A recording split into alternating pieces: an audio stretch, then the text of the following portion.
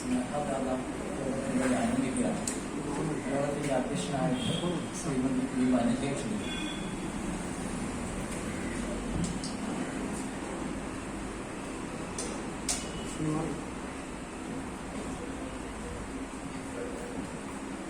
നമസ്കാരം. Kerala state library council സംഘടിപ്പിക്കുന്ന സ്നേഹഗാഥ പെൺ ജീവിതത്തിന്റെ കരുതൽ, പെൺ സുരക്ഷയ്ക്ക് വേണ്ടി ഒരു ബോധവൽക്കരണ പരിപാടിയാണ് ഇവിടെ തുടക്കം കൊള്ളുന്നത്. ഈ പരിപാടി ഇവിടെ ആരംഭിക്കുകയാണ്. സ്വാഗതം ചെയ്യുന്നതിനായി ശ്രീമതി ബിന്ദുവിനെ ക്ഷണിക്കുന്നു.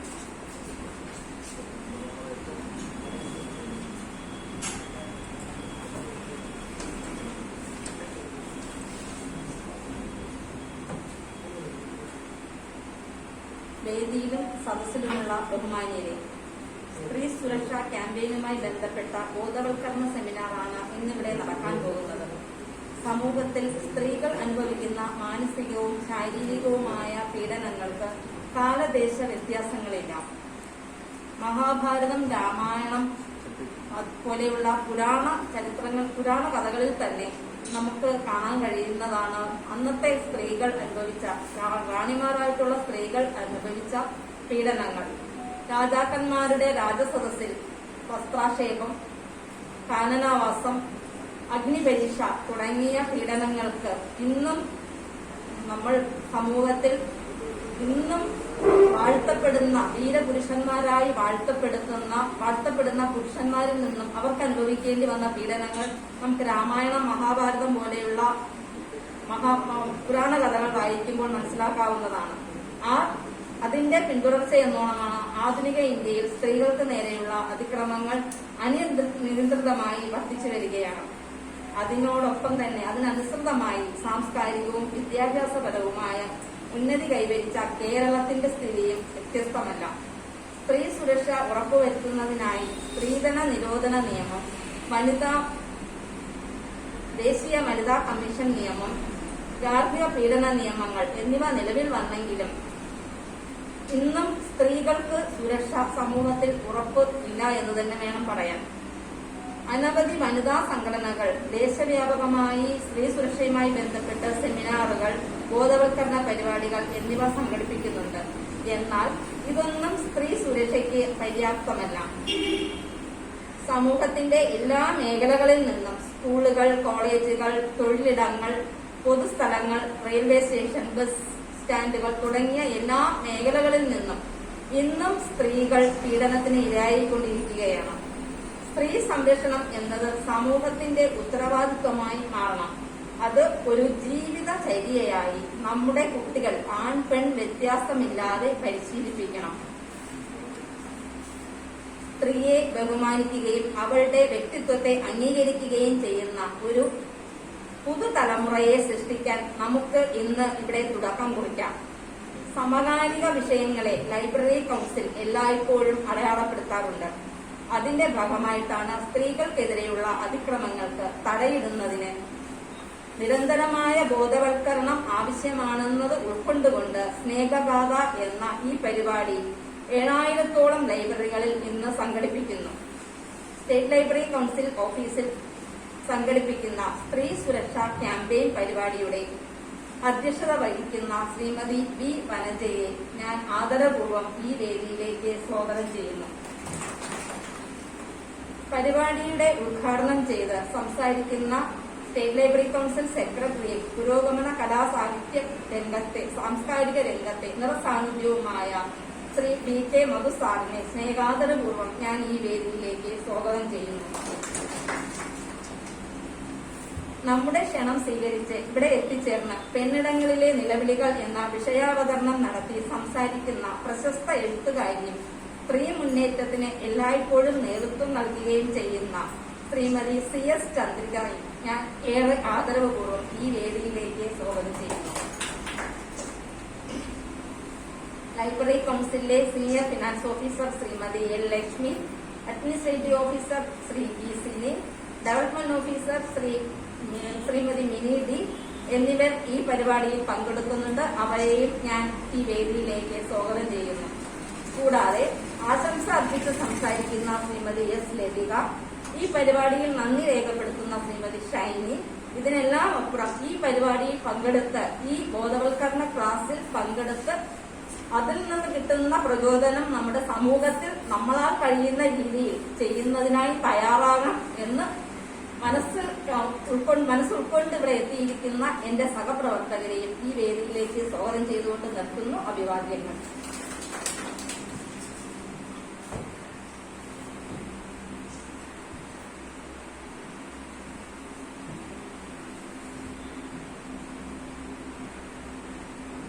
കേരളത്തിൽ ഇന്ന് ഏറെ ആശങ്കയുള്ളതും ചർച്ച ചെയ്യപ്പെടുന്നതുമായ ഒരു വിഷയമാണ് സ്ത്രീ സുരക്ഷ. എനിക്ക് തോന്നുന്നു ഒരുപക്ഷെ ഈ അടുത്തിടെ നടന്ന സംഭവങ്ങളും കൂടി അതിന് പിന്നിലുണ്ടെന്ന് എനിക്ക് തോന്നുന്നു. നമ്മൾ ഏറ്റവും കൂടുതലായിട്ട് അല്ലെങ്കിൽ നമ്മുടെ നിയമം വന്നിട്ട് 1961 സ്ത്രീധന നിരോധന നിയമം പാസ്സാക്കിയതാണ്. അതിനുശേഷം ഒരുപാട് അമെന്റ്മെന്റ് ഒക്കെ വന്നിട്ടുണ്ട്. എന്നിട്ട് നമ്മൾ ഇപ്പോഴാണ് ബോധവൽക്കരണ പരിപാടിക്ക്. എന്ത് ലജ്ജാകരമാണ്. 6 വയസ്സായ ഒരു പെൺകുട്ടി, അതിനെന്തറിയാം? 6 വയസ്സായ പെൺകുട്ടിക്ക് വിദ്യാഭ്യാസപരമായും സാക്ഷരതാപരമായും ആരോഗ്യപരമായും മുന്നിട്ട് നിൽക്കുന്ന കേരളത്തിലാണ് അത് സംഭവിച്ചിരിക്കുന്നത്. എന്തുകൊണ്ടാണ്? ഒരു പെൺകുട്ടി ജനിച്ച് വീഴുമ്പോൾ തൊട്ടേ അത് അവമാനിക്കുകയാണ്. ആണോ പെണ്ണോ എന്ന് ചോദിച്ചിട്ട്. ആണാണെങ്കിൽ ആ വീട്ടിൽ ഹാപ്പിയാണ്, വീട്ടുകാർ മാത്രമല്ല നാട്ടുകാരും. പെണ്ണാണെങ്കിലോ ഇന്നും നിലവിലിരിക്കുകയാണത്. അത് വീട്ടിൽ വളർന്നു വരുന്നത് രണ്ടായിട്ടാണ് വളർത്തി വരുന്നത്. ഒരു ആണിനെയും പെണ്ണിനെയും 2 സൈസിലാണ് വളർത്തി വരുന്നത്. അവിടെ തൊട്ടേ തുടങ്ങിയാണ്. ഒരുപക്ഷെ നല്ല രീതിക്ക് തന്നെ ആ കുട്ടി വളർന്നു വന്നെങ്കിൽ പോലും അതിൽ വഴിയിൽ, അല്ലെങ്കിൽ അത് വെളിയിൽ ഇറങ്ങുമ്പോൾ, സ്കൂളിൽ പോകുമ്പോൾ, അല്ലെങ്കിൽ കോളേജിൽ പോകുമ്പോൾ വഴിയിൽ അത് ട്രെയിനിൽ പോകണമെങ്കിലോ ബസ്സിൽ പോകണമെങ്കിലോ ഓട്ടോയിൽ പോകും, എവിടെയാണ് അതിന് സുരക്ഷിത ഉള്ളത്? വീട്ടുകാർ ഭയന്നിരിക്കണം. ഇവിടെ ഇരിക്കുന്ന ഓരോ അമ്മമാരോ അല്ലെങ്കിൽ പേരൻസ് ആരെങ്കിലും പറയട്ടെ, ഇല്ല എന്നാൽ 6 മണി കഴിഞ്ഞ് വീട്ടിൽ എത്തിയില്ല എങ്കിൽ പിന്നെ നമുക്ക് ഭയങ്കര ടെൻഷനാണ്. ആ പെൺകുട്ടി എവിടെ പോയി, എന്തായി, എങ്ങനെയായി, നമ്മൾ ചുമ്മാ വിളിച്ചോണ്ടേയിരിക്കും. അത് എന്തുകൊണ്ടാണ് അങ്ങനെ സംഭവിക്കുന്നത്? അത് വീട്ടിൽ നിന്നേ കിട്ടേണ്ടതാണോ? എവിടെ നിന്നാണ് അത് കിട്ടേണ്ടത്? ഒരു ആൺകുട്ടിയെ വളർത്തുമ്പോൾ അത് അച്ഛനെ കണ്ടാണ് പഠിക്കേണ്ടത്. എന്റെ ഒരു സുഹൃത്ത് പറഞ്ഞതാണ്, ഞാന് വീട്ടിൽ അവളെ ഹെൽപ്പ് ചെയ്യാറുണ്ട്. അതെന്തിനാണ് ഹെൽപ്പ് ചെയ്യുന്നുള്ള വാക്ക് ഉപയോഗിക്കണേ? സഹായം എന്നുള്ള വാക്ക് എന്തിനു ഉപയോഗിക്കണം? അത് കണ്ടാണ് മകൻ പഠിക്കുന്നത്. അവിടെ സഹായമല്ല വേണ്ടത്, അത് എന്റെയും കൂടി ഉത്തരവാദിത്വമാണെന്ന് ആ ആണിന് തോന്നണം, ആ അച്ഛന് തോന്നണം. അത് കണ്ട് വളരുന്ന മകനാണ് സമൂഹത്തിനിടയിൽ ആ ഒരു സാഹചര്യം നമുക്ക് വരുത്തേണ്ടത്. സ്ത്രീയും പുരുഷനും തുല്യമാണ് എന്നുള്ള ബോധം അവന്റെ വീട്ടിൽ നിന്നേ അവൻ വളർത്തിയെടുക്കേണ്ടതാണ്. അത് അവന് കിട്ടുന്നില്ല. ഒരുപക്ഷെ അതും കൊണ്ടും ആവാം സ്ത്രീക്ക് അവളുടെ അവകാശങ്ങളെല്ലാം നിഷേധിക്കപ്പെടുകയാണ് ചെയ്യുന്നത്. എത്രയോ കാലങ്ങൾ നിയമം നമ്മുടെ ഇതിലുണ്ട്, നിയമം നമുക്കുണ്ട്, നിയമത്തിന്റെ പിൻബലം നമുക്കുണ്ട്. അത് മതിയോ? അതുകൊണ്ട് എങ്കിൽ പിന്നെ നമ്മൾ എന്നേ രക്ഷപ്പെടണമായിരുന്നു. ഇനിയൊരു ജന്മം ഉണ്ടെങ്കിൽ അതിൽ ആണായിട്ട് ജനിക്കണമെന്ന് ആഗ്രഹിക്കാത്ത ഒരു പെണ്ണുണ്ടാവുമെന്ന് എനിക്ക് തോന്നുന്നില്ല. ഞാൻ ഒരുപാട് പെണ്ണുങ്ങൾ ഞാൻ പറഞ്ഞ് കേട്ടിട്ടുള്ളതാണ്. അപ്പൊ ആണാണ് ഇവിടെ ഈ ജീവിതത്തിൽ സുഖിച്ച് ജീവിക്കുന്നുള്ളതാണ്. അത് വീട്ടില്, വഴിയില്, യാത്രയില്, എന്തിന് തൊഴിലിടങ്ങളിൽ വരെ അടിച്ചമർത്തപ്പെടുന്നു. ഇത് എന്ത് മാറിക്കിട്ടും? ഇത് മാറിക്കിട്ടാനായിട്ട് നമ്മൾ ഇത്രയും ബോധവൽക്കരണ പരിപാടി എടുക്കുക. ഇത്രയും നമുക്ക് ലജ്ജ തോന്നുന്നു ഇത്രയും വർഷം എടുക്കേണ്ടി വരുന്നത്. ഇനിയെങ്കിലും നമ്മൾ മാറണം. ലൈബ്രറി കൗൺസിൽ അതിനായിട്ട് ഈ പരിപാടി ഏറ്റെടുത്ത് നടത്തുകയാണ്. എനിക്ക് തോന്നുന്നു ഒരുപക്ഷെ അതിന് നല്ല മാറ്റം ഉണ്ടാകുമെന്ന് ഞാൻ വിശ്വസിക്കുന്നു. അതിന്റെ തുടക്കം കുറിക്കാനുള്ള പരിപാടിയാണ് ഇന്ന് സ്നേഹഗാഥ. അത് ഉദ്ഘാടനം ചെയ്യുന്നതിനായി ബഹുമാനപ്പെട്ട സെക്രട്ടറി ശ്രീ മധു സാറിനെ ക്ഷണിക്കുന്നു.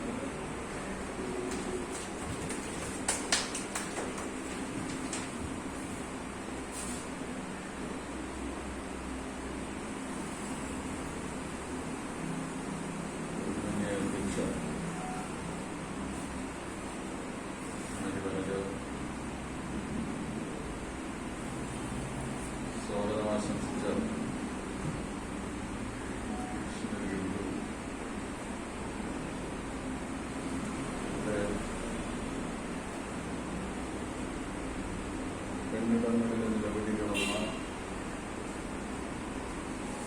സമഗ്രമായ വിഷയത്തെക്കുറിച്ച് അവതരണം നടത്തിക്കൊണ്ട് നമ്മൾ സംസാരിക്കുന്ന പ്രിയപ്പെട്ട ശ്രീമതി ചന്ദ്രിക, ശ്രീമതി ലതിക, ശ്രീമതി ഷൈനി,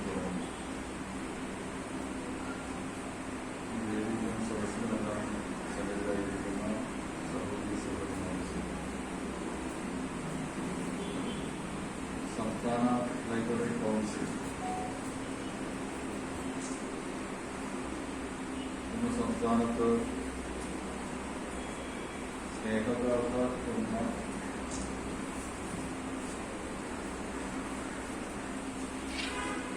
എന്ന ജീവിതത്തിന്റെ കരുതൽ എന്ന ആശയം മുൻനിർത്തിയുള്ള ഒരു ക്യാമ്പയിൻ പരിപാടിക്ക് തുടക്കം കുറിക്കുന്നു.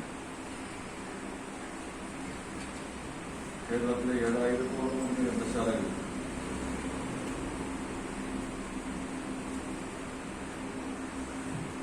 ഇന്ന് ഇത് സംബന്ധിച്ച സംവാദങ്ങൾ നടത്തിയാണ്. നമുക്കെല്ലാവർക്കും അറിയുന്നത് പോലെ കോവിഡ് മഹാമാരി നമ്മുടെ മുന്നിൽ വരച്ചിട്ട ലക്ഷ്മണരേഖ ചേർത്ത് നിന്നാണ് ഇത്തരത്തിലുള്ള സദസ്സുകളൊക്കെ നമ്മൾക്ക് സംഘടിപ്പിച്ചിട്ടുണ്ട്. അതുകൊണ്ട് തന്നെ ഒരു തുറന്ന സദസ്സിൽ തുറന്ന മനസ്സോടെ ചർച്ച ചെയ്യേണ്ട ഒരു വിഷയം ഈ അടച്ചിട്ട മുറിക്കകത്ത് ഒതുങ്ങിക്കൂടി നാം ചർച്ച ചെയ്യുകയാണ്.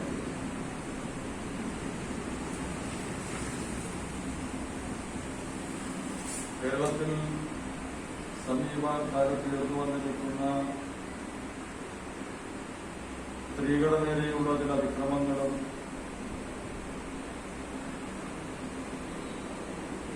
പീഡന പീഡനങ്ങളും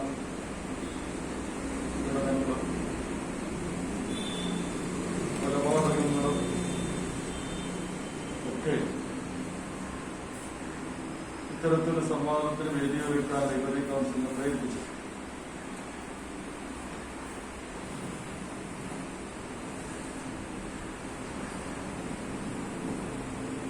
പക്ഷേ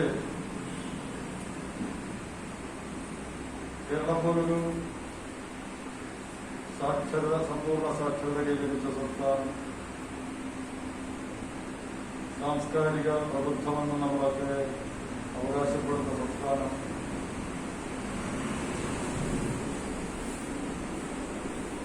കേരളത്തിന്റെ ചിന്താസരണികളിൽ എപ്പോഴും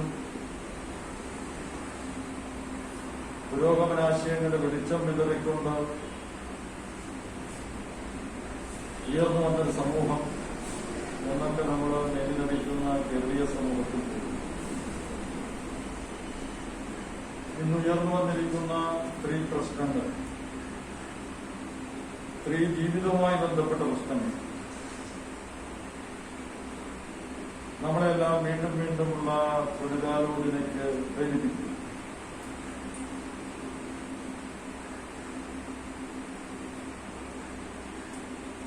സ്ത്രീ പ്രശ്നങ്ങളുമായി ബന്ധപ്പെട്ട് സമീപകാലത്ത് കേരളത്തിലോ ഇന്ത്യയിലോ ഉയർന്നു വന്ന പ്രശ്നങ്ങളെ അടിസ്ഥാനപ്പെടുത്തിക്കൊണ്ടല്ല ഈ വിഷയത്തെ നമ്മൾ സമീപിക്കും. ഇവിടെ നമ്മളൊരു ബോധവൽക്കരണ പരിപാടിയല്ല, ഒരു സംവാദം, ഇതൊരു ആശയ പ്രചരണം. ഇതുപോലൊരു സദസ് ഏറെ കൂടുതൽ സ്ത്രീകൾ മാത്രം പങ്കെടുക്കുന്ന ഒരു സദസ്സിൽ സ്ത്രീ പ്രശ്നത്തെ സംബന്ധിച്ച് സ്ത്രീകളെയാണോ ബോധവൽക്കരിക്കേണ്ടത്?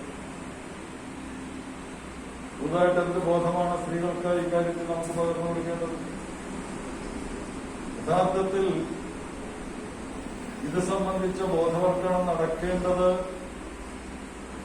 ഒരു പുരുഷാധിപത്യ സമൂഹത്തിൽ, ഒരു പുരുഷ കേന്ദ്രീകൃതമായ വ്യവസ്ഥയിൽ പുരുഷന്മാരുടെ ഇടയിൽ, അത് സ്ത്രീധനമാകട്ടെ, പെൺകുട്ടികളോടുള്ള അതിക്രമങ്ങളാകട്ടെ, ബലാത്സംഗങ്ങളാകട്ടെ, കൊലപാതകങ്ങളാകട്ടെ, ഇതെല്ലാം പുരുഷാധിപത്യ സമൂഹത്തിൽ പുരുഷന്റെ മേധാവിത്വത്തിൽ നിന്നും സ്ത്രീയെ അടിമയായി അടക്കി ഭരിക്കാനുള്ള അഭിനിവേശത്തിൽ നിന്നും ഉയർന്നു വരുന്ന പ്രശ്നം. സ്ത്രീകളെ വിളിച്ചിരുത്തി ഈ കാര്യത്തെക്കുറിച്ചൊരു ബോധവൽക്കരണമൊക്കെ നടത്തി രാവിലെ ചായ ഉണ്ടാക്കുമ്പോൾ ഭർത്താവ് വന്ന് പാത്രം കഴുകി തന്ന് സഹായിക്കുന്നതിൽ ഒതുങ്ങുന്നതല്ല ഈ പ്രശ്നം. ഇതൊരു സാമൂഹ്യ പ്രശ്നം. കുടുംബത്തിനകത്ത് സ്ത്രീയും പുരുഷനും വീട്ടുജോലികളിൽ പരസ്പരം സഹായിക്കുന്നതോ സഹായിക്കുന്നതോ എന്ന വാക്ക് ഞാൻ പിൻവലിക്കുന്നു, സഹകരിക്കുന്നതോ അതുപോലുള്ള കേവലമായ ഒരു പ്രശ്നമല്ല. ഇതൊരു സാമൂഹ്യ പ്രശ്നം. ഇതൊരു മനസ്ഥിതി മാറ്റത്തിന്റെ പ്രശ്നം. അത് ചരിത്രാതീത കാലം മുതൽ നമ്മുടെ സമൂഹത്തിൽ നിലനിൽക്കുന്ന ഒരു പുരുഷാധിപത്യ ചിന്തയുമായി വളർന്നു വന്ന ഒരു പുരുഷാധിപത്യ ചിന്തയുമായി ബന്ധപ്പെട്ട സാമൂഹ്യ പ്രശ്നം. ചരിത്രാതീത കാലം എന്ന് ഞാൻ പറയുന്നത് മനുഷ്യൻ കൂട്ടമായി കാട്ടിൽ നായാടി ജീവിച്ചിരുന്നൊരു കാലമുണ്ട്. നമ്മുടെ സമൂഹത്തിലെ ആദിമ സമൂഹമെന്ന് നമുക്ക് പറയാൻ പറ്റുന്ന ഒരു സമൂഹം. അന്ന് കിട്ടുന്നതൊക്കെ തുല്യമായിട്ട് പങ്കിട്ട് കഴിക്കുകയും കാനനച്ചോലയിലോ നദീതീരങ്ങളിലോ ഒക്കെ കിടന്നുറങ്ങുകയും ആയിരുന്നു അന്ന് ഉണ്ടായിരുന്നൊരു ജീവിത വ്യവസ്ഥ. പിന്നീട് ആ സമൂഹത്തിൽ തന്നെ മേധാവിത്വം ഉയർന്നു വരികയാണ്, മേധാവികൾ ഉയർന്നു വരികയാണ്. കയ്യൂർക്കൊള്ളവൻ കാര്യക്കാരൻ എന്ന് പറയുന്നത് പോലെ കായികമായി കുറച്ച് മേധാവിത്വമുള്ള ഒരാൾ ആ ഗോത്രവിഭാഗത്തെ ആകെ അടക്കി ഭരിക്കുന്ന മേധാവിയായി മാറുന്നു. അവിടെയാണ് അടിമ ഉടമ ബന്ധം ഉടലെടുക്കുന്നത്. അവിടെ നിന്ന് മുന്നോട്ട് പോകുമ്പോൾ പിന്നെ രാജാവും പ്രജകളും എന്ന രൂപത്തിലേക്ക് മാറി നാടുവാഴിത്തത്തിന്റെ ആവിർഭാവം അല്ലെങ്കിൽ ഫ്യൂഡലിസത്തിന്റെ കടന്നുവരവ്. യഥാർത്ഥത്തിൽ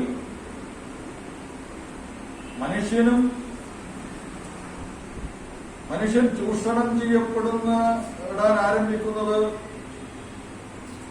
ഈ വർഗവിഭജനം സമൂഹത്തിൽ സംഭവിക്കുന്നത്. അവിടെ ഫ്യൂഡലിസത്തിന്റെ ആദ്യകാലം മുതൽ തന്നെ ഉയർന്നു വന്ന ആൺമേധാവി അവിടെ എപ്പോഴും സ്ത്രീകൾ വിനിമയ വസ്തുക്കളായി മാറുന്ന ഒരവസ്ഥ നമുക്ക് കാണാൻ സാധിക്കും. നമ്മുടെ പുരാണങ്ങളും ഇതിഹാസങ്ങളും ദർശനങ്ങളും കൃതികളും വേദങ്ങളും ഉപനിഷത്തുകളും ഒക്കെ പരിശോധിച്ചാൽ നമുക്കറിയാം, സ്ത്രീകൾ വിനിമയ വസ്തുക്കൾ.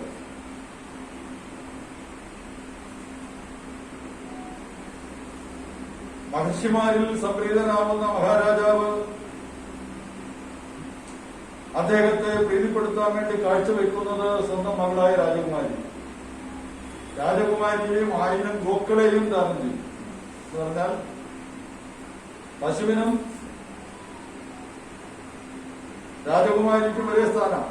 മഹർഷിയെ തൃപ്തിപ്പെടുത്താൻ വേണ്ടി വനാന്തരത്തിൽ വളരെ കഠിനമായ തപസ്സനുഷ്ഠിച്ച് വളരെ പ്രാകൃതമായ ജീവിതം നയിക്കുന്ന മഹർഷിയുടെ തപശക്തി തനിക്കനുകൂലമായി ലഭ്യമാക്കാൻ കൈക്കൂലി നൽകാൻ അന്ന് കണ്ടുവച്ചത് രാജകുമാരിമാരെയാണ് മഹാരാജാവ്. നമ്മുടെ എല്ലാ പുരാണങ്ങളിലും ഇതിഹാസങ്ങളിലും ഒക്കെ നമ്മൾ പരിശോധിച്ചാൽ നമുക്ക് കാണാം. നമ്മുടെ ദർശന ശാഖകളിലെല്ലാം മുഖ്യ ദർശനങ്ങളിലും അതിന്റെ അനുബന്ധമായി രൂപപ്പെട്ട സ്മൃതികളിൽ ഏറ്റവും പ്രധാനമായി മനുസ്മൃതി. ഞാൻ അതിന്റെ മറ്റു വിശദാംശങ്ങളിലേക്കൊന്നും പോകും. സ്ത്രീയെ സംബന്ധിച്ച്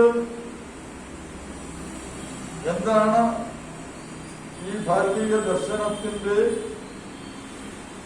ഊന്നൽ എന്നുള്ളത് മനുസ്മൃതിയിൽ നിന്നാണ് നമുക്ക് നന്നായിട്ട് മനസ്സിലാക്കാൻ സാധിക്കും. അത് ഒരുപാട് ഉദാഹരണങ്ങൾ പറയാൻ സാധിക്കും. ഞാൻ സമയക്കുറവുകൊണ്ട് മറ്റുള്ള വിഷയം അവതരിപ്പിച്ചുകൊണ്ട് സംസാരിക്കാൻ ശ്രമിച്ചുകൊണ്ടിരിക്കുകയുള്ളൂ. ഞാൻ അതിലേക്ക് കടന്നു പോകും. അത് വളരെ വിശദമായി ചർച്ച ചെയ്യപ്പെടേണ്ടത്. ഞാൻ പറഞ്ഞത് പുരാണങ്ങളും ഇതിഹാസങ്ങളും വേദങ്ങളും ഉപനിഷത്തുകളും സ്മൃതികളുമുണ്ട്. ഈ രൂപത്തിൽ സ്ത്രീയെ അടിമയാക്കി വെക്കുന്ന ഒരു അവസ്ഥാവിശേഷം രൂപപ്പെടുത്തുന്ന ദർശനങ്ങളായിരുന്നു, അല്ലെങ്കിൽ കാഴ്ചപ്പാടുകൾ മുന്നോട്ട് വെച്ചത്. അവിടെ നിന്നാണ് ഇന്നത്തെ ഈ ആധുനിക അവസ്ഥ തന്നെ രൂപപ്പെടും. ഇപ്പൊ മുതലാളിത്തത്തിന്റെ ആവിർഭാവത്തോടുകൂടി യൂഡലിസത്തിൽ വിനിമയ വസ്തുവായിരുന്നു സ്ത്രീയെങ്കിൽ മുതലാളിത്തത്തിന്റെ ആവിർഭാവത്തോടുകൂടി അതൊരു വിൽപ്പന ചരക്കായി മാറുകയാണ്. കമ്പോളത്തിലെ വിൽപ്പന ചരക്കായി മാറുകയാണ്. ചരക്ക് എന്ന രൂപത്തിലേക്ക് മാറുക. ചരക്ക് എന്ന് പറഞ്ഞ നാടൻ ഭാഷയിൽ പ്രയോഗിക്കുന്ന ഒരു പ്രയോഗമല്ല ഞാൻ ഉദ്ദേശിക്കുന്നത്. അപ്പൊ അത് മുതലാളിത്തത്തിന്റെ സഹജമായ ഒരു സ്വഭാവം. ഇപ്പൊ നമ്മുടെ ചരിത്രം പരിശോധിച്ചാൽ ലോകത്ത് സമത്വവാദത്തിന്റെ ആശയം ആദ്യമായി ഉയർത്തിയത് ഫ്രഞ്ച് വിപ്ലവം. ആ ഫ്രഞ്ച് വിപ്ലവത്തിൽ സമത്വവാദത്തിന്റെ ആശയം ഉയർത്തുമ്പോഴും അവിടെ സ്ത്രീയും പുരുഷനും രണ്ടു തരത്തിൽ തന്നെയാണ് നിർവചിക്കപ്പെടുന്നത്. ഫ്രഞ്ച് വിപ്ലവത്തിന്റെ ആശയങ്ങളിൽ ഒരിടത്തും സ്ത്രീ സ്വാതന്ത്ര്യം അല്ലെങ്കിൽ സ്ത്രീ പുരുഷ തുല്യത എന്ന ആശയം ചർച്ച ചെയ്യപ്പെട്ടിട്ടില്ല. സ്വാതന്ത്ര്യം, ജനാധിപത്യം, സമത്വം എന്നൊക്കെ ആശയങ്ങൾ, വളരെ പുരോഗമന ആശയങ്ങൾ ചർച്ച ചെയ്യപ്പെടുന്നു. സ്ത്രീയെ വേർതിരിച്ചു നിർത്തിയ പ്രതിഭാസമായിരുന്നു. യൂറോപ്യൻ നവോത്ഥാനത്തിന്റെ ചരിത്രം എടുത്ത് പരിശോധിച്ചാൽ അവിടെയും പുരുഷ മേധാവിത്വപരമായ ഒരു ആശയം തന്നെയാണ് സ്വാതന്ത്ര്യമായി ചർച്ച ചെയ്തത്. ഇന്ത്യൻ നവോത്ഥാനത്തിന്റെ ആദ്യഘട്ടത്തിൽ ചില കാര്യങ്ങളിൽ ചില നിലപാടുകൾ സ്വീകരിക്കപ്പെട്ടിട്ടുണ്ട്. മഹാത്മാഗാന്ധിയും രാജാറാം മോഹൻ റായും ഇപ്പൊ സതി പോലുള്ള ക്രൂരമായ അനാചാരങ്ങൾ നിർത്തലാക്കാൻ വേണ്ടിയിട്ടുള്ള ചില നിലപാടുകൾ. പക്ഷെ അപ്പോഴും സ്ത്രീ ഭർത്താവിന്റെ ചിതയിൽ ചാടി ആത്മാഹുതി ചെയ്യുന്ന അവസ്ഥയെ മാത്രം അഡ്രസ് ചെയ്യാൻ അവർ ശ്രമിച്ചത്. സ്ത്രീ നേരിടുന്ന സാമൂഹ്യ പ്രശ്നങ്ങളെ അഡ്രസ് ചെയ്യാൻ ഇന്ത്യൻ നവോത്ഥാനം തയ്യാറായിട്ടില്ല. കേരളത്തിൽ വലിയ ഒരു നവോത്ഥാന പൈതൃകമുള്ള സംസ്ഥാനമാണ്. കേരളത്തിൽ നിലനിന്ന ഉച്ചനീചത്വങ്ങൾക്കെതിരെ ജാതീയമായ ഐക്യത്തിന്റെയും അനാചാരത്തിന്റെയും ഒക്കെ ഉച്ചനീചത്വം, അതിനെതിരെയുള്ള വലിയ നവോത്ഥാന മുന്നേറ്റങ്ങൾ ഉയർന്നു വന്ന നാടാണ് കേരളം. സാമൂഹ്യ നവോത്ഥാന നായകന്മാർ നടത്തിയ വലിയ പോരാട്ടങ്ങൾ കേരളത്തിന്റെ പൈതൃകമായിട്ട് നമുക്ക് ചൂണ്ടിക്കാണിക്കാൻ സാധിക്കും. പക്ഷെ അപ്പോഴും സ്ത്രീ സമൂഹത്തിൽ അനുഭവിച്ചുകൊണ്ടിരിക്കുന്ന, കുടുംബങ്ങളിൽ അനുഭവിച്ചുകൊണ്ടിരിക്കുന്ന അടിമത്വത്തെക്കുറിച്ച് ഏതെങ്കിലും തരത്തിൽ പ്രത്യേകമായി അഡ്രസ് ചെയ്യാൻ കേരളത്തിലെ നവോത്ഥാന പ്രസ്ഥാനവും തയ്യാറായി. പിന്നീട് അത്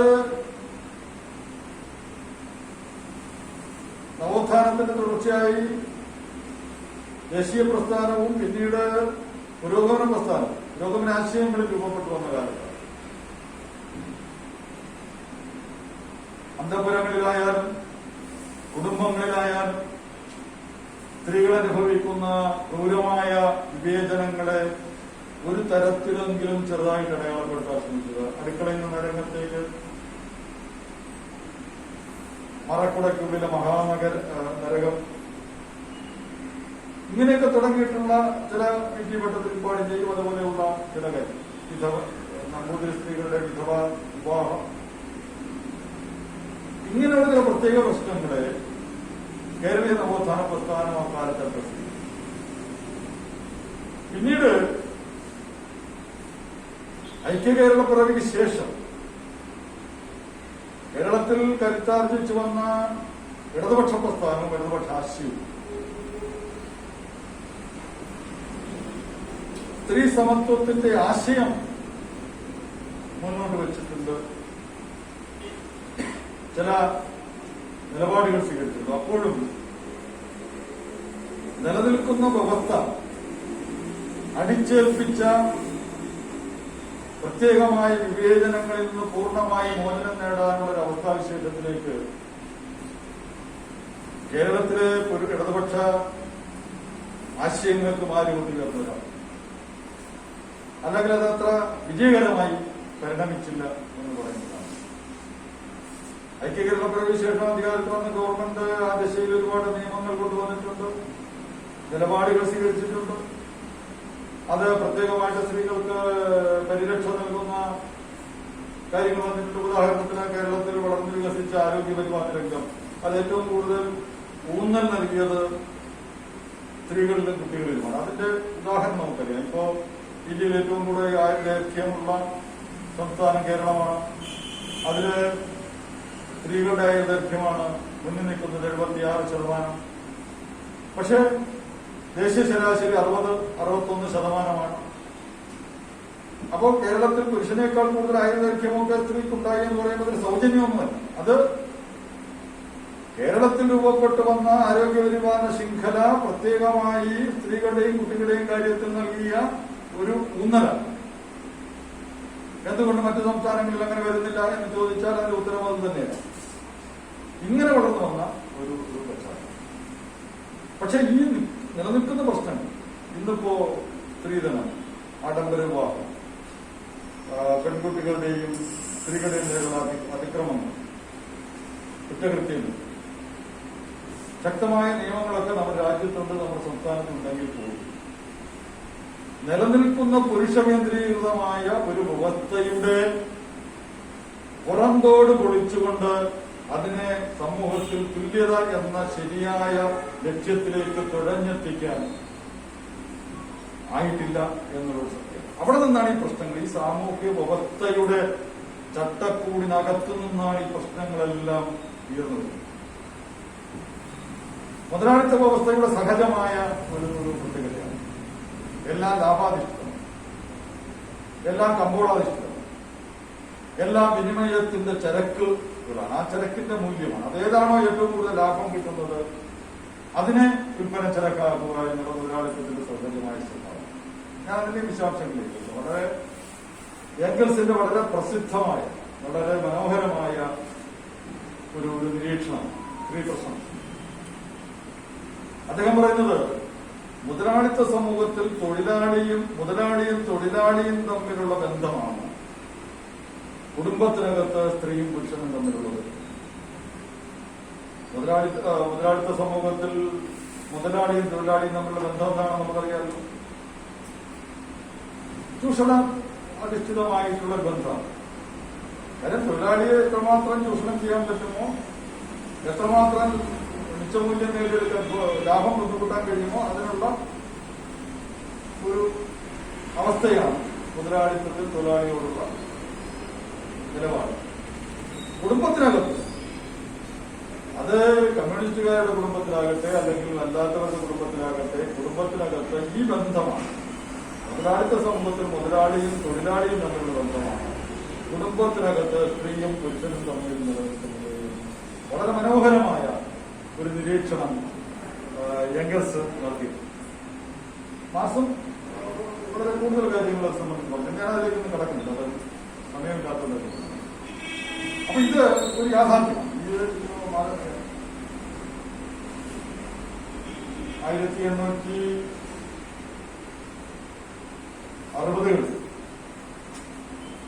എംഗൽസ് നടത്തിയ നിരീക്ഷണം ഈ 21ാം നൂറ്റാണ്ടിൽ മാത്രമാണ് പ്രസക്തമാണ്. സ്ത്രീകൾ ഇരട്ട ചൂഷണത്തിന് വിധേയരാകുന്നു എന്ന് നമ്മൾ പറയാം. ഒന്ന്,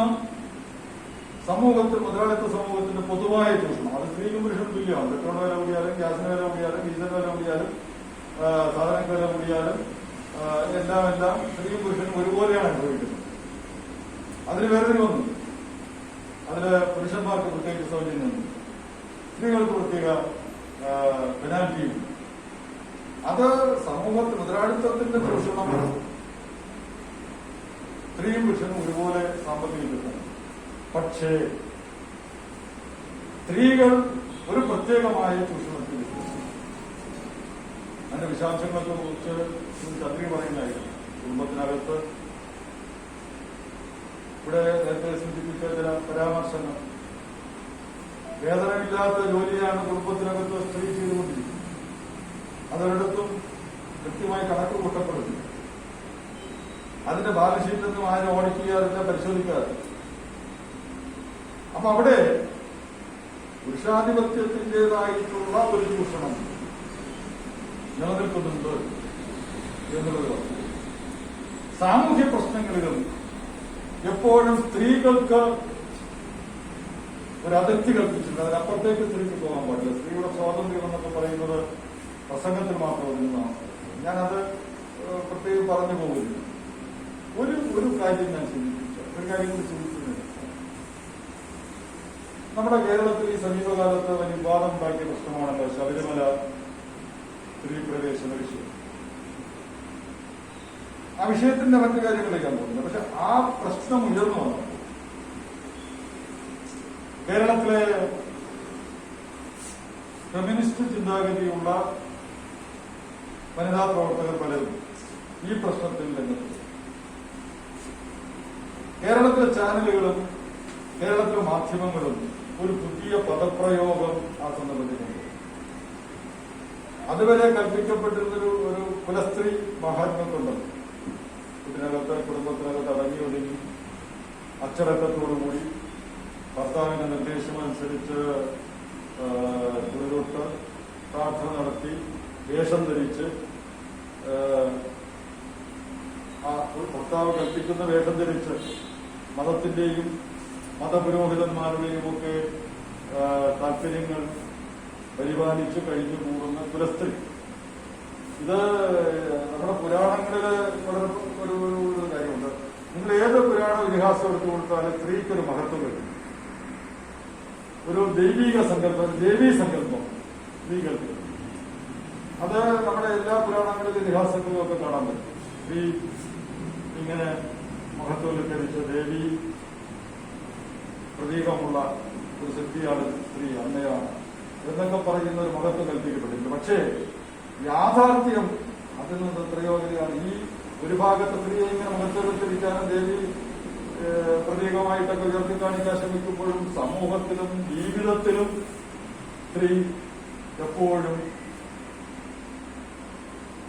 ക്രൂരമായ പീഡനങ്ങൾക്ക് മടിച്ചമർത്തുന്ന വിഷയമായി. അത് കേവലമായ ഒരു കാര്യം ഞാൻ പറഞ്ഞു വന്നത്. ഈ ഒരു കുലസ്ത്രീ സങ്കല്പം നമ്മുടെ സമൂഹത്തിൽ ഇങ്ങനെ വളർത്തിയത്. അവിടെയാണ് ഈ ഫെമിനിസ്റ്റുകൾ എന്ന് പറയുന്ന ഫെമിനിസ്റ്റ് ആശയത്തിന്റെ വിശദാംശങ്ങളിലേക്ക് ഞാൻ പോകും. ഫെമിനിസ്റ്റ് ആശയത്തിന് അതിന്റെ രണ്ട് കൈവഴികൾ. പുരുഷന്മാരെല്ലാം ശത്രുക്കളാണ് എന്ന് കരുതുന്ന ഒരു കൈവഴി, പുരുഷനാണ് സ്ത്രീയുടെ വർഗശത്രു എന്ന് കാണുന്ന ഒരു കൈവഴി. നിലനിൽക്കുന്ന സാമൂഹ്യാവസ്ഥയിൽ സ്ത്രീയുടെ സ്വാതന്ത്ര്യം ഒരു പ്രധാന വിഷയമായിട്ട് ഉയർത്തുന്നതായി ചിന്താധാരയും. പക്ഷെ ഞാൻ പറഞ്ഞു വന്നത്, അന്ന് കേരളത്തിലെ മാധ്യമങ്ങളിൽ വ്യാപകമായി പ്രയോഗിക്കപ്പെടുന്ന വാക്ക്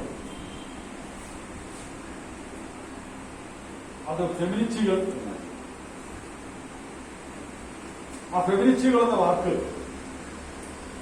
മലയാളത്തിൽ ഒരു അശ്ലീല പദം പോലെയാണ്. നമ്മുടെ ഗ്രാമീണ ഭാഷയിൽ സ്ത്രീകളെ സപ്പോർട്ട് ചെയ്യാൻ ഉപയോഗിക്കുന്ന അശ്ലീല പദമാണ്. പദം ഞാനിവിടെ പറയുന്നു. ഗ്രാമീണ ഭാഷയിൽ നാടൻ ഭാഷയിൽ നടത്തുന്ന പ്രയോഗം. അതുപോലെയാണ് ഫെമിനിസ്റ്റ് എന്ന് പറയുന്ന ഒരു പ്രയോഗം. ഇതെവിടെയാണ് നമ്മുടെ ഒരു ബോധം ഈ കാലത്ത് നിലനിൽക്കുന്നത് എന്നുള്ളതിന്റെ ഉദാഹരണം.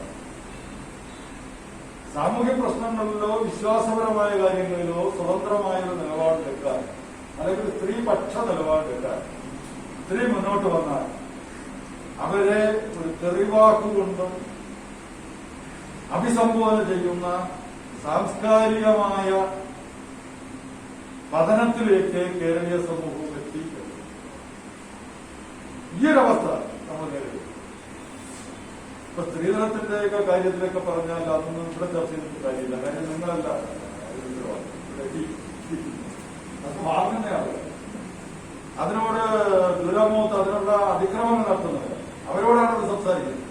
ആ ബോധവൽക്കരണം അവരോടാണ് നടക്കുന്നത്. ഞാൻ പറഞ്ഞത് ഈ ഒരു മനസ്ഥിതി മാറ്റം, ആ മനസ്ഥിതി മാറ്റമാണ് സമൂഹത്തിൽ സംഭവിക്കുന്നത്. അതിനുള്ള ഒരു ആശയസംവാദം എന്ന രൂപത്തിലാണ് ലൈബ്രറി കൗൺസിൽ ഇത്തരത്തിലൊരു ചടങ്ങ് അല്ലെങ്കിൽ ഇത്തരത്തിലൊരു വേദി കേരളത്തിലെ ലൈബ്രറിയിൽ എടുക്കാൻ തീരുമാനിച്ചത്. ഇത് ഒരു ദിവസത്തെ സംവാദം കൊണ്ടൊന്നും അവസാനിക്കേണ്ട കാര്യമല്ല. തുടർന്നും നാം ചർച്ചയ്ക്ക് വരും. അതൊരു സാമൂഹ്യ പ്രശ്നമായില്ല, അതൊരു പെൺവിഷയമായിട്ടല്ല, അതൊരു സാമൂഹ്യ പ്രശ്നമാക്കി നമ്മുടെ സമൂഹത്തിൽ ഉയർത്തിക്കൊണ്ടുവരാനും അതിന് പരിഹാരം കാണാനുമുള്ള ഒരു പൊതുബോധമാണ് സമൂഹത്തിൽ സൃഷ്ടിക്കപ്പെടേണ്ടത് എന്ന് മാത്രമേ സമൂഹത്തിൽ സൂചിപ്പിച്ചുകൊണ്ട് ഇവിടെ പങ്കെടുത്തിരിക്കുന്ന എല്ലാവർക്കും എല്ലാ അഭിവാദ്യങ്ങളും നേർന്നുകൊണ്ട് ഈ സെമിനാർ ഉദ്ഘാടനം ചെയ്ത അഭിവാദ്യം.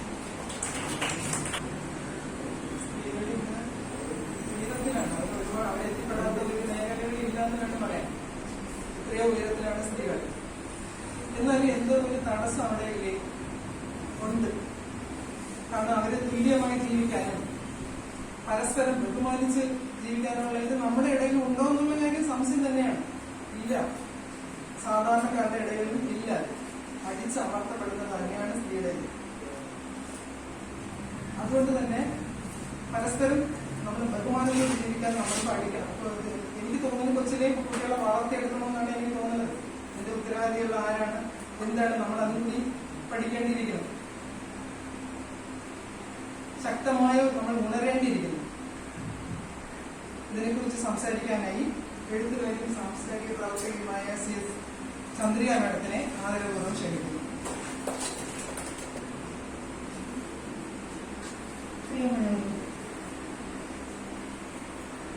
കേരളത്തിൽ സ്ത്രീ പ്രശ്നങ്ങളെ കുറിച്ച് സംസാരിക്കാതെ ആർക്കും മുന്നോട്ട് പോകാനാവില്ല എന്നുള്ളൊരു അല്ലാത്ത സന്നിഗ്ധ ഘട്ടത്തിലാണ് ഇത്തരത്തിലുള്ള ചർച്ചകൾ ഇപ്പോൾ തുടങ്ങി വെച്ചിട്ടുള്ളത്. സർക്കാരിന്റെ തന്നെ നേതൃത്വത്തിൽ സ്ത്രീപക്ഷ കേരളം എന്നുള്ളൊരു സംജ്ഞ തന്നെ ഇപ്പോൾ വ്യാപകമായി ചർച്ചയ്ക്ക് എടുത്തിട്ടുണ്ട്.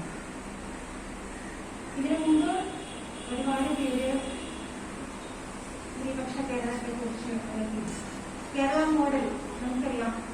കേരള മാതൃക എന്ന് പറയുന്നത് അന്താരാഷ്ട്ര തലത്തിൽ തന്നെ വലിയ ശ്രദ്ധ നേടിയിട്ടുള്ള ഒരു വികസന മാതൃകയാണ്. ആ വികസന മാതൃകയിൽ ഏറ്റവും പ്രധാനപ്പെട്ട ചില സൂചികകൾ സ്ത്രീകളുടെ പദവിയുമായി ബന്ധപ്പെട്ടതാണ്. അതിലൊന്നാണ് സ്ത്രീകളുടെ വിദ്യാഭ്യാസം എന്ന് പറയുന്നത്. ഇന്ത്യയിൽ ഏറ്റവും കൂടുതൽ സ്ത്രീകൾ വിദ്യാഭ്യാസമുള്ളവർ കേരളത്തിലാണ്. അതുപോലെ തന്നെയാണ് നേരത്തെ പ്രിയപ്പെട്ട മധു, സഖാവ് മധു എന്നാണ് പറയാം. ഇങ്ങനെ സാറിന് വിളിക്കും. ഞങ്ങൾ വളരെ നേരത്തെ പരിചയമുള്ളതാണ്. സൂചിപ്പിച്ചതുപോലെ കേരളത്തിന്റെ ആരോഗ്യരംഗത്തുണ്ടായിട്ടുള്ള ഒരു കേരള മാതൃകയിൽ ശിശുമരണ നിരക്കും മാതൃമരണ നിരക്കും ഏറ്റവും കുറഞ്ഞിരിക്കുന്ന സംസ്ഥാനം കേരളമാണ്. അത് മറ്റു വികസിത രാജ്യങ്ങളുടെ സൂചികയുമായി താരതമ്യം ചെയ്യുമ്പോൾ നാം അന്താരാഷ്ട്ര നിലവാരത്തിലാണ് നിൽക്കുന്നത്. അതുപോലെ തന്നെയാണ് നമ്മുടെ ആയുർദൈർഘ്യം, സ്ത്രീകളുടെ ആയുർദൈർഘ്യം പുരുഷന്മാരുടെക്കാൾ യഥാർത്ഥത്തിൽ കേരളത്തിൽ കൂടുതലാണ്. ഇങ്ങനെ തുടങ്ങി നാം ഇത്രനാളും വിചാരിച്ചു വെച്ചിരുന്നത് കേരള മാതൃക എന്ന് പറയുന്നത് നമുക്ക് വളരെയധികം അഭിമാനിക്കാൻ പറ്റുന്ന ഒന്നാണ്. അതിൽ സ്ത്രീകളെല്ലാം വളരെ സന്തുഷ്ടരാണ്. അതുകൊണ്ട് സ്ത്രീ പ്രശ്നങ്ങൾക്കൊക്കെ കുറെ പരിഹാരമായിരിക്കുന്നു എന്നാണ് പൊതുവെ ഉണ്ടായിരുന്നൊരു ധാരണ. അതിൽ ആ ധാരണ അങ്ങനെ വ്യാജമായി കൊണ്ടു നടന്നതിൽ ഇവിടുത്തെ എല്ലാവർക്കും ഉത്തരവാദിത്തമുണ്ട്. എല്ലാവരും സ്വയം വിമർശനപരമായിട്ട് ഓരോ ഭരണാധികാര പ്രസ്ഥാനങ്ങളും പാർട്ടികളും സർക്കാരുകളും അതുമായി ബന്ധപ്പെട്ട് നിൽക്കുന്ന സാംസ്കാരിക സംഘടനകളും എഴുത്തുകാരും അല്ലെങ്കിൽ കലാപ്രവർത്തകരും എല്ലാവർക്കും അതിൽ പങ്കുണ്ട്. ശരിക്കും പറഞ്ഞാൽ സ്ത്രീകൾക്ക് പോലും അതിൽ പങ്കുണ്ട് എന്നാണ് ഞാൻ പറയുക. ഇത് ആദ്യം മുതൽ നാം എന്താണ് നമുക്ക് സംഭവിച്ചിട്ടുള്ളത്, എങ്ങനെയാണ് നാം ഈ ഒരു പ്രഹേളികയിൽ നിന്ന് രക്ഷപ്പെടേണ്ടത് എന്നുള്ള കാര്യം വിവേചന ബുദ്ധിയോടുകൂടി ആലോചിക്കേണ്ടിയിരിക്കുന്നു. സത്യത്തിൽ ഇതൊരു സുസ്ഥിരമായിട്ടുള്ള വികസന പ്രക്രിയയിൽ അധിഷ്ഠിതമായതായിരുന്നെങ്കിൽ നമുക്ക് നാം നേടിയെന്ന് പറയുന്ന ഈ എല്ലാ സാമൂഹ്യ പദവികൾ കൊണ്ടും നമ്മുടെ സ്ത്രീകളുടെ ജീവിതം കുറെ ഉയർത്തിയെത്തുമായിരുന്നു, അല്ലെങ്കിൽ മാറ്റം എന്ന് പറയുന്നത് നമുക്ക് സംഭവിക്കുമായിരുന്നു. പക്ഷെ മാറ്റം എന്ന് പറയുന്നത് സംഭവിച്ചിട്ടില്ല. ഞാൻ മാറ്റം എന്ന് ഉദ്ദേശിക്കുന്നത് ട്രാൻസ്ഫോർമേഷൻ, ചേഞ്ച് എന്നുള്ള വിപ്ലവകരമായിട്ടുള്ള അർത്ഥത്തിലാണ്. മറിച്ച് നമുക്ക് സംഭവിച്ചത് ചില പരിഷ്കരണങ്ങൾ മാത്രമാണ്. നമ്മുടെ നവോത്ഥാന പ്രസ്ഥാനങ്ങളെല്ലാം സാമൂഹ്യ പരിഷ്കരണത്തിനാണ് ഊന്നൽ കൊടുക്കുന്നത്, സാമൂഹ്യ മാറ്റത്തിനല്ല ഊന്നൽ കൊടുക്കുന്നത്. പരിഷ്കരണമാണ് എപ്പോഴും അടിസ്ഥാനപരമായിട്ടുള്ള പ്രശ്നങ്ങളുടെ വേരുകളെ അത് തലയോടുകൂടി ഇളക്കിക്കളയുന്ന ഒന്നേ അല്ല. അതുകൊണ്ടാണ് പരിഷ്കരണവാദവും വിപ്ലവവാദവും ഒക്കെ വ്യത്യസ്തമാണ് എന്ന് നമ്മൾ പറയുന്നത്. ഇന്ത്യയിലാണെങ്കിലും കേരളത്തിലാണെങ്കിലും, സവിശേഷമായി ഞാൻ കേരളത്തിന്റെ കോണ്ടെക്സ്റ്റിൽ സംസാരിക്കാൻ വിചാരിക്കുന്നത്, ഇന്ത്യ എന്ന് പറയുന്നത് നമുക്കറിയാം ഭയങ്കരമായിട്ടുള്ള ജാതികടമയുടെയും ബ്രാഹ്മണി പുരുഷാധിപത്യ സാമൂഹ്യ സാമ്പത്തിക ഘടനയുടെയും ഒക്കെ ഏറ്റവും ജീർണമായിട്ടുള്ള ഒരു സമൂഹം എന്നുള്ള രീതിയിലാണ് സ്ത്രീകളെ സംബന്ധിച്ച് നമുക്ക് അനുഭവപ്പെടുക. സ്ത്രീകൾക്ക് മാത്രമല്ല അത് അനുഭവപ്പെടുക, ജാതി വ്യവസ്ഥയിൽ ഏറ്റവും അധികം അടിച്ചമർത്തപ്പെട്ടിട്ടുള്ള ഇവിടുത്തെ എല്ലാ കീഴാള വിഭാഗങ്ങൾക്കും അങ്ങനെ തന്നെയാണ്. ആദിവാസികളടക്കമുള്ള ദലിത്, ഏറ്റവും പിന്നോക്കം നിൽക്കുന്ന വിഭാഗങ്ങളടക്കമുള്ള എല്ലാ മനുഷ്യർക്കും അത് അങ്ങനെയാണ്. ഭൂരിഭാഗം മനുഷ്യരും അവരാണ് എന്നുള്ളതാണ് അതിന്റെ വൈരുദ്ധ്യം എന്ന് പറയുന്നത്.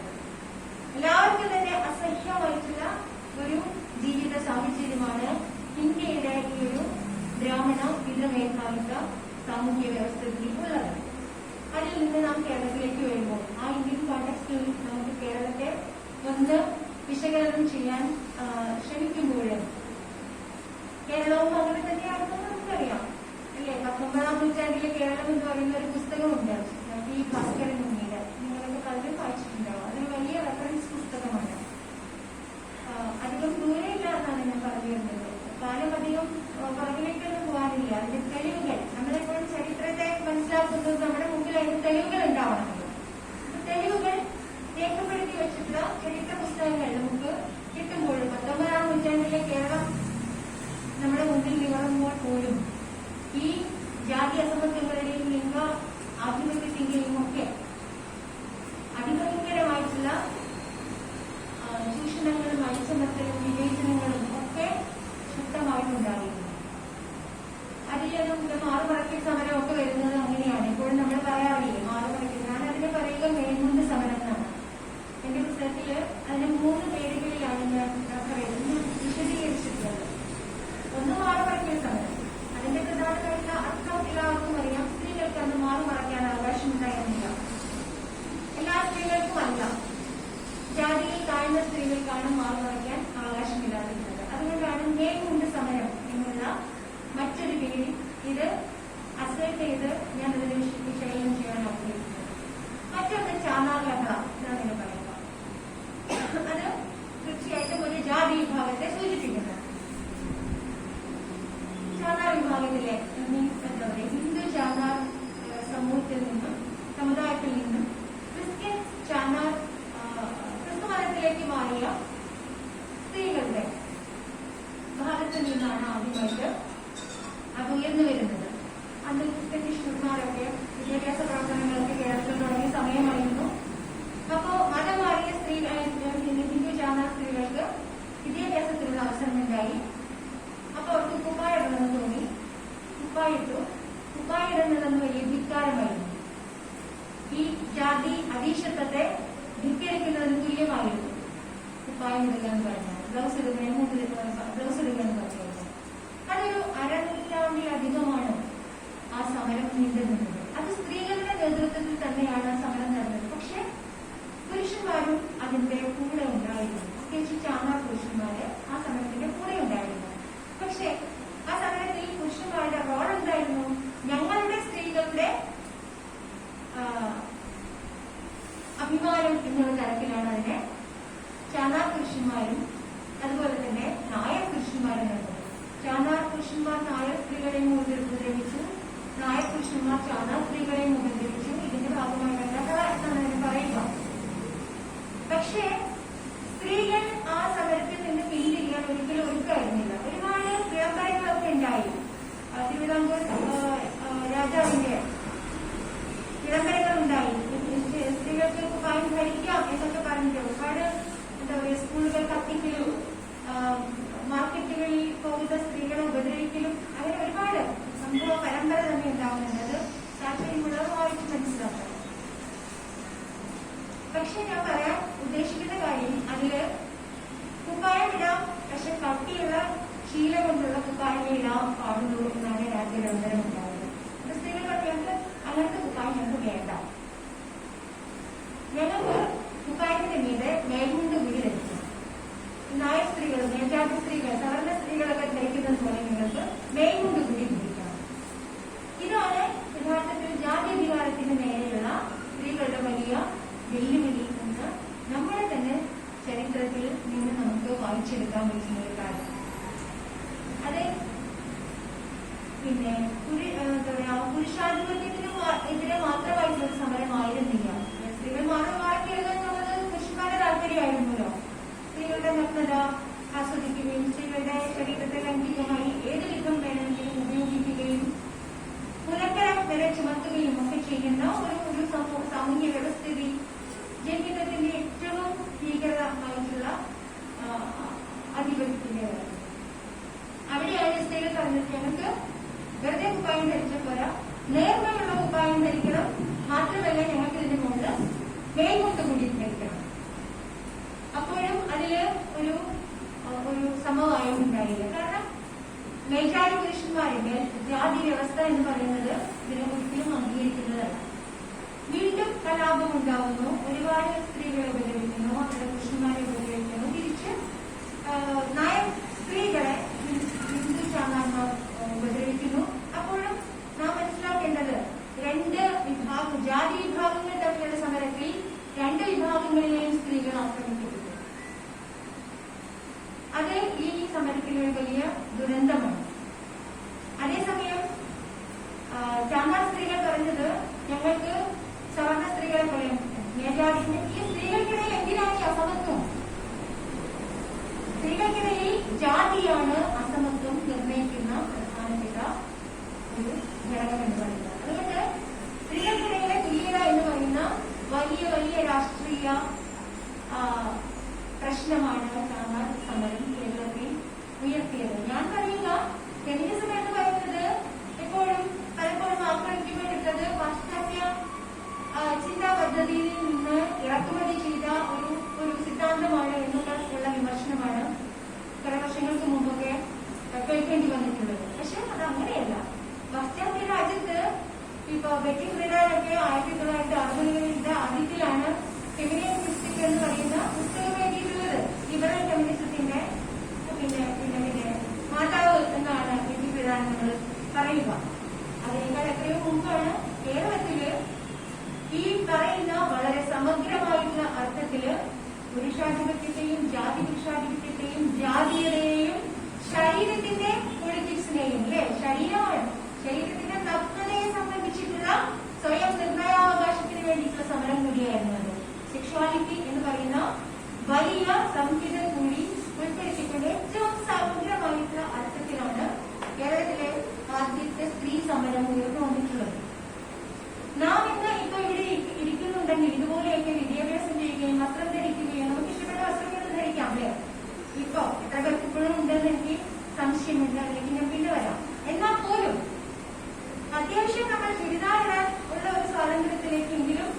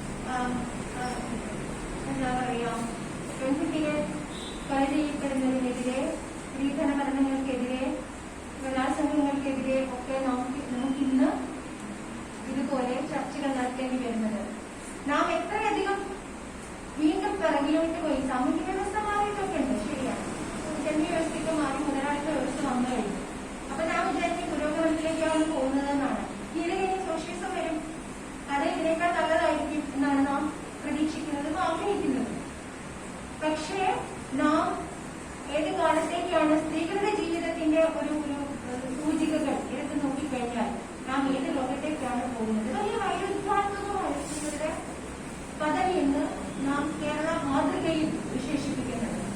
ഞാൻ കേരളത്തെ നാം ഇങ്ങനെ വിമർശിക്കുന്നത് എന്തുകൊണ്ടാണെന്ന് വെച്ചാൽ ബാക്കിയുള്ള സംസ്ഥാനങ്ങൾ നമ്മൾ പിന്നെ ഇതുമായിട്ട് താരതമ്യപ്പെടുത്താൻ പറ്റാത്തത്രയും കേരളം മുന്നിൽ തന്നെയാണ് പല കാര്യങ്ങളിലും. പക്ഷേ അതിനുള്ളിൽ ഉള്ളടക്കം ചെയ്യപ്പെട്ടിട്ടുള്ള ഒരുപാട് വൈരുദ്ധ്യങ്ങളെ നാം അഡ്രസ് ചെയ്യാൻ മറന്നുപോയി. ആ വൈരുദ്ധ്യങ്ങളിൽ ഒന്നാണ് ഈ ലൈംഗിക പീഡനങ്ങൾ, ഗാർഹിക അതിക്രമങ്ങൾ, സ്ത്രീകളുടെ രോഗാതുരത, സ്ത്രീകളുടെ ആത്മഹത്യാ പ്രവണത. ആത്മഹത്യാ ശ്രമങ്ങൾ ഏറ്റവും കൂടുതൽ നടത്തുന്നത് ഇന്ത്യയിൽ കേരളത്തിലെ സ്ത്രീകളാണ്. ഏറ്റവും അധികം മോർബിഡിറ്റിയുള്ളത്, രോഗാതുരതയുള്ളത്, എന്താ പറയാ, മാനസിക സമ്മർദ്ദം ഉള്ളത് കേരളത്തിലെ സ്ത്രീകൾക്കാണ്. ഏറ്റവും കൂടുതൽ തൊഴിൽ സ്ഥലത്ത് ലൈംഗിക പീഡനം നടക്കുന്നത് ഞാൻ തന്നെയാണ് ആ പഠനം നടത്തിയിട്ടുള്ളത്. ഒരു നാഷണൽ സ്റ്റഡി ആയിരുന്നു അത്. അന്ന് കാലത്ത് പബ്ലിഷ് ചെയ്ത സമയത്ത് നിയമസഭയിലൊക്കെ അത് ഉന്നയിക്കപ്പെടുകയും എത്ര സ്ഥലത്ത് കംപ്ലൈൻസ് കമ്മിറ്റി ഇത് അഡ്രസ് ചെയ്യാനുള്ള കംപ്ലൈൻസ് കമ്മിറ്റികൾ സ്ഥാപിച്ചിട്ടുണ്ട് എന്നൊക്കെയുള്ളത് അന്ന് കെ.പി. രാജേന്ദ്രനായിരുന്നു. അത് ഉന്നയിക്കുകയൊക്കെ ചെയ്തിട്ടുണ്ടായിരുന്നു. പക്ഷെ അതിനുശേഷം അത് ഞാൻ ആ പഠനം നടത്തിയിട്ടുള്ളത് 2000-ലാണ്. 20 വർഷങ്ങൾ കടന്നുപോയിരിക്കുന്നു. തൊഴിൽ സ്ഥലത്ത് ലൈംഗിക പീഡനത്തിന്റെ സ്വഭാവം ഇതെന്താണെന്ന് തൊഴിലെടുക്കുന്ന ഓരോ സ്ത്രീകളോടും ചോദിച്ചാൽ നമുക്ക് മനസ്സിലാവും. നിയമമുണ്ട്. ജസ്റ്റിസ് രമ കൃഷ്ണ വളരെ വളരെ ഗംഭീരമായി ഏറ്റവും സ്ത്രീപക്ഷമായിട്ടുള്ള നിയമങ്ങൾ നമുക്ക് ധാരാളമുണ്ട്. ഒരുപാട് സമരങ്ങളിലൂടെ തന്നെയാണ് ഓരോ നിയമവും വന്നിട്ടുള്ളത്. ഇപ്പൊ സ്ത്രീധനത്തിനെതിരായിട്ടുള്ള സ്ത്രീധന നിരോധന നിയമം നമുക്കുണ്ട്. അതുപോലെ ബലാത്സംഗത്തിനെതിരായിട്ടുള്ള നിയമം നമുക്കുണ്ട്. ഗാർഹിക അതിക്രമത്തിനെതിരായിട്ടുള്ള നിയമം നമുക്കുണ്ട്. നമുക്ക് ഇല്ലാത്ത നിയമങ്ങളൊന്നുമില്ല. ഈ നിയമങ്ങളുണ്ട്. പക്ഷെ അതിന്റെ എൻഫോഴ്സ്മെന്റ് നടന്നിട്ടേയില്ല എന്നുള്ളിടത്താണ് ഈ പറയുന്ന എല്ലാ പരാജയങ്ങളും സംഭവിച്ചിട്ടുള്ളത്. എന്തിനാണ് ഒരു നിയമം നോക്കുകുത്തിയായിട്ടിരിക്കുന്നത്? ഏതെങ്കിലും ഒരു സ്ത്രീക്ക് വല്ലപ്പോഴും അതെടുത്ത് ഉപയോഗിക്കാം എന്നുള്ളൊരു നിയമപരമായിട്ടുള്ളൊരു ആക്സസ് ഉണ്ട് എന്നതൊഴിച്ചാൽ എല്ലാ സ്ത്രീകൾക്കും അത് അവർ ചോദിക്കാതെ തന്നെ ലഭ്യമാക്കണം എന്ന തരത്തിലും ഓരോ ഭരണകൂടത്തിലും ഉത്തരവാദിത്തമുണ്ട് ഇത് എൻഫോഴ്സ് ചെയ്യാനായിട്ട്. കഴിഞ്ഞ എത്രയോ വർഷങ്ങളായിട്ട് എല്ലാ സർക്കാരുകളും മാറി മാറി ഭരിച്ചിട്ടുള്ള സംസ്ഥാനമാണ് കേരളം. എന്തുകൊണ്ടാണ് സ്ത്രീധന പീഡനം ഈ കഴിഞ്ഞ ദിവസങ്ങളിൽ എത്ര കുട്ടികളാണ് മരിച്ചത്? വളരെ എഡ്യൂക്കേറ്റഡ് ആയിട്ടുള്ള എത്രയോ പെൺകുട്ടികളാണ് മരിച്ചത്. ഞാൻ പറയുക ഇത് മഞ്ഞുമലയുടെ ഒരു അഗ്രം മാത്രമാണ്. മഞ്ഞുമലയുടെ അഗ്രം കഴിയണം. അതായത് കുറച്ച് ഒരു തുഞ്ചി മാത്രമേ കാണാൻ പറ്റുള്ളൂ. ബാക്കി ഏറ്റവും കൂടുതൽ അതിന്റെ അടിയിലായിട്ട് നമുക്ക് കാണാൻ പറ്റില്ല. ഇവിടെ ഇരിക്കുന്ന എത്രയോ പേർ എനിക്കറിയാം ഓരോരുത്തരുടെയും ജീവിതത്തില് ഏതെല്ലാം തരത്തിലാണ്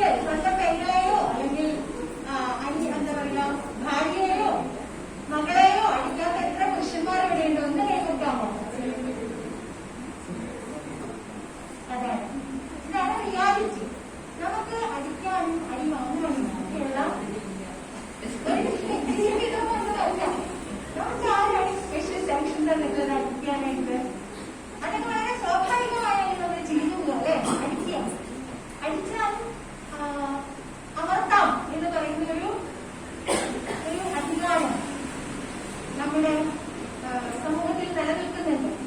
പുരുഷനായാലും ഒന്ന് അടിക്കണം എന്ന് തന്നെയാ പറയാ അല്ലെ. നമ്മുടെ സിനിമകളിലൊക്കെ അങ്ങനെയല്ലേ കണ്ടിട്ടുള്ളത്.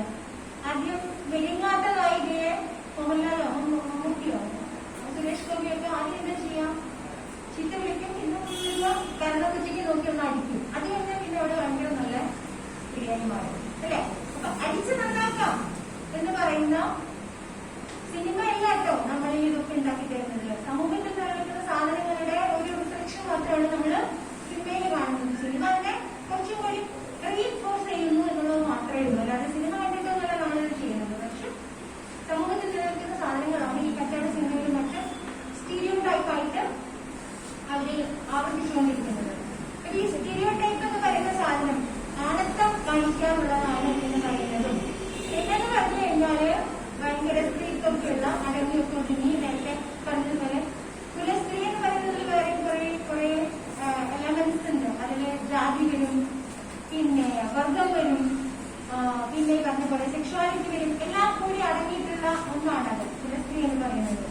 അതുകൊണ്ട് ഞാൻ തന്നെ നല്ല സ്ത്രീ ചീത്ത സ്ത്രീ എന്ന് പറയുന്ന ഒരു ദ്വന്ദ്വത്തിലാണ് ഞാൻ പലപ്പോഴും പറയാനായിട്ട് ആഗ്രഹിക്കുന്നത്. നല്ല സ്ത്രീ എന്ന് പറഞ്ഞാൽ എന്താ നല്ല സ്ത്രീ? ഞാനൊരു ചീത്ത സ്ത്രീയാണ് ഞാൻ പറയുന്നത്. അത് ഏറ്റവും ബുദ്ധിമുട്ടിയായിട്ട് ഞാൻ കണക്കാക്കുന്നത്. കാരണം എന്താ പറയുക, ഉറക്കെ വർത്താനം പറയുന്ന സ്ത്രീ നല്ല സ്ത്രീയല്ല. ഞാൻ ഉറക്കെ വർത്താനം പറയുന്ന സ്ത്രീയാണ്. കാലൊക്കെ പിന്നെ എന്താ പറയാ ജീൻസ് ഇട്ടുക, അല്ലെങ്കിൽ കാലകറ്റി വെച്ചിരിക്കുക, കാലം കെട്ടി വെച്ചിരിക്കുക എന്നൊക്കെ പറയുന്ന നല്ല സ്ത്രീകളല്ല. ഞാൻ അങ്ങനെയൊക്കെ ഇരിക്കാറുണ്ട്. പക്ഷെ ഞാൻ നല്ല സ്ത്രീയാണ് എനിക്കറിയില്ല. എന്റെ നോഷനില് എന്റെ ഡെഫിനേഷനില് ഞാൻ ഏറ്റവും നല്ല സ്ത്രീയാണ്. നമ്മളാണ് നമ്മുടെ നന്മയും അല്ലെങ്കിൽ നമ്മുടെ കഴിവും നമ്മുടെ ശേഷിയും ഗുണവും ഒക്കെ തീരുമാനിക്കേണ്ടത്. ഇവിടെയെല്ലാം നിർമ്മിച്ചു വെച്ചിട്ടുള്ള സ്റ്റീരിയോ ടൈപ്സില് ഞാൻ പറഞ്ഞ സ്ത്രീ ഗുണങ്ങൾ എന്ന് പറയുന്നതില് ഈ പറഞ്ഞ നല്ല സ്ത്രീയുടെ മറ്റൊരു ഒരുപാട് സ്വഭാവ വിശേഷങ്ങൾ പറയുന്നുണ്ട്. നല്ലത് എന്ന് പറയുന്നതിന് അനുസരണം അല്ലേ. ഏറ്റവും ചീത്തക്കാരും പറഞ്ഞാലും നാം അത് അനുസരിക്കേണ്ടി വരും ഇല്ലേ. നമുക്ക് ഇഷ്ടമല്ലാത്തൊരു കോഴ്സ്, നമ്മുടെ പാഷൻ, നമ്മുടെ എന്താ പറയാ, നമുക്കിപ്പോ പാട്ട് പഠിക്കാനോ ഡാൻസ് പഠിക്കാനോ ഒക്കെയാണ് ഇഷ്ടമെങ്കിൽ നമ്മളുടെ എഞ്ചിനീയറിംഗ് പഠിക്കാൻ പോകുന്ന പറഞ്ഞാൽ നമ്മൾ അനുസരിച്ചില്ലെങ്കിൽ ചിലപ്പോൾ അടി കിട്ടും അല്ലേ. തോന്നിയാസക്കാരിയാവും, തന്നിഷ്ടക്കാരിയാവും. അതുപോലെ നമുക്ക് ഇഷ്ടമല്ലാത്തൊരു വിവാഹത്തിന് നിർബന്ധിച്ചു കഴിഞ്ഞാല് അത് സമ്മതിച്ചില്ലെങ്കിൽ നമ്മള് ചിലപ്പോൾ കെട്ടിയിടും, കൂട്ടിയിടും, ഉപദ്രവിക്കും. അങ്ങനത്തെ എത്രയോ കാര്യങ്ങൾ നാം കേൾക്കുന്നു. നമുക്ക് ഇഷ്ടപ്പെട്ട ഒരാളെ നാം പ്രേമിച്ചാൽ, കല്യാണം കഴിക്കണമെന്ന് ആഗ്രഹിച്ചാൽ ഇപ്പൊ ദുരഭിമാനക്കഥകൾ കേരളത്തിലും കൂടെ ഉണ്ടാവാൻ തുടങ്ങിയിട്ടുണ്ട്. നമ്മളത് നോർത്ത് ഇന്ത്യയിലും മാത്രം കണ്ടിട്ടുണ്ടായിരുന്നുള്ളൂ. പക്ഷെ കഴിഞ്ഞ വർഷം മലപ്പുറം ജില്ലയില് ദുരഭിമാനക്കൊലകളുടെ 2-3 ഇത്തരത്തിലുള്ള ഇൻസിഡൻസ് ഉണ്ടായി. മറ്റൊരു കുട്ടിയുണ്ടല്ലോ, ആ കുട്ടിയുടെ പേര് ഞാൻ പറഞ്ഞു, കെവിന്റെ കല്യാണം കഴിച്ചിട്ടുണ്ട്. അതെല്ലാം ദുരഭിമാനക്കൊലയുടെ നമ്മുടെ മുന്നിൽ ഉണ്ടാക്കിയ വലിയ നടുക്കങ്ങളാണ്. അപ്പോ നമ്മുടെ ഇഷ്ടം, നമ്മുടെ സ്വയം നിർണയ അവകാശം എന്ന് പറയുന്നത് നാം ഉപയോഗിച്ചു കഴിഞ്ഞാൽ നാം നല്ല സ്ത്രീ അല്ല, നാം ചീത്ത സ്ത്രീയാണ്. അങ്ങനെ നോക്കുമ്പോൾ എല്ലാവരും നല്ല സ്ത്രീകളായി ജീവിക്കാൻ ശ്രമിച്ചതിന്റെ ഒരു പരിണിത ഫലമാണ് ഇന്നത്തെ ഈ ഒരു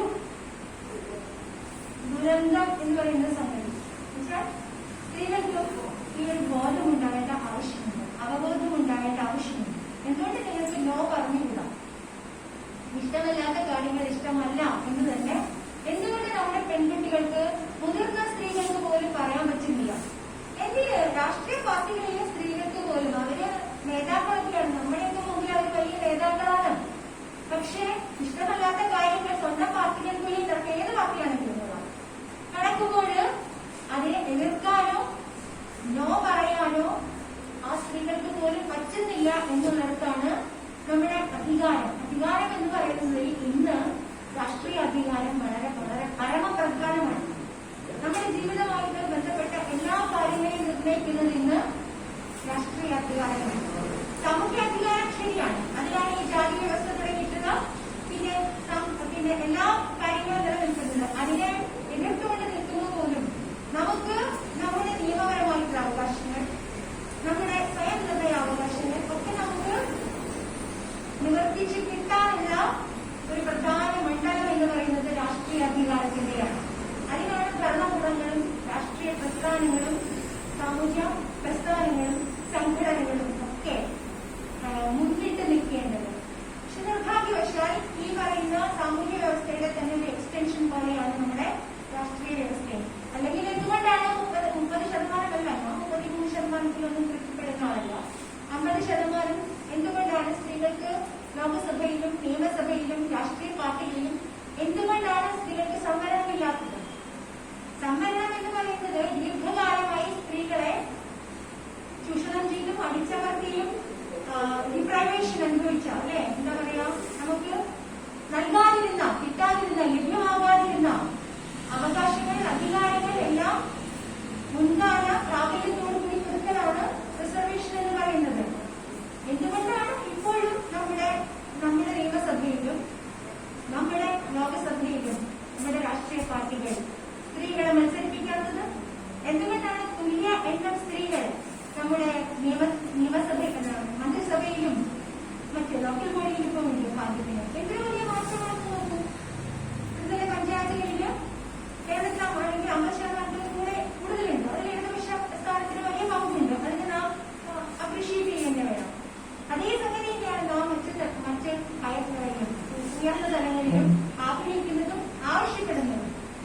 കാരണം സ്ത്രീകളുടെ ജീവിതം ഇനി മാറണമെങ്കിൽ സ്ത്രീകൾ സമൂഹത്തിലിറങ്ങുകയും രാഷ്ട്രീയ പ്രവർത്തനത്തിൽ ഏർപ്പെടുകയും സാംസ്കാരിക മണ്ഡലങ്ങളില് സജീവമായി ഇടപെടുകയും ചെയ്താൽ മാത്രമാണ് സ്ത്രീകൾക്ക് അവരുടെ ജീവിതത്തില് ക്വാളിറ്റേറ്റീവായിട്ടുള്ള മാറ്റങ്ങൾ ഉണ്ടാവും എന്ന് വിശ്വസിക്കുന്ന ഒരാളാണ്. കാരണം രാഷ്ട്രീയ പ്രവർത്തനത്തിന്റെയും സാമൂഹ്യ പ്രവർത്തനത്തിന്റെയും സാംസ്കാരിക പ്രവർത്തനത്തിന്റെയും ഒക്കെ അനുഭവത്തിലൂടെ കടന്നു വന്നിട്ടുള്ള ഒരാളാണ്. അത് സ്ത്രീകളിൽ ഉണ്ടാക്കുന്ന ആത്മവിശ്വാസവും അല്ലെങ്കിൽ എംപവർമെന്റും അല്ലെങ്കിൽ അധികാരവും എത്രമാത്രമുണ്ട് എന്ന് എനിക്കറിയാം. എനിക്ക് ഞാനൊരു സംഘടിത രാഷ്ട്രീയ പാർട്ടിയിലെയോ അല്ലെങ്കിൽ രാഷ്ട്രീയ അധികാര ഘടനയിലെയോ ഇതിൽ നിന്ന് അധികാരം അനുഭവിക്കുന്ന ഒരാളല്ല എന്ന് നിങ്ങൾക്ക് എല്ലാവർക്കും അറിയാം.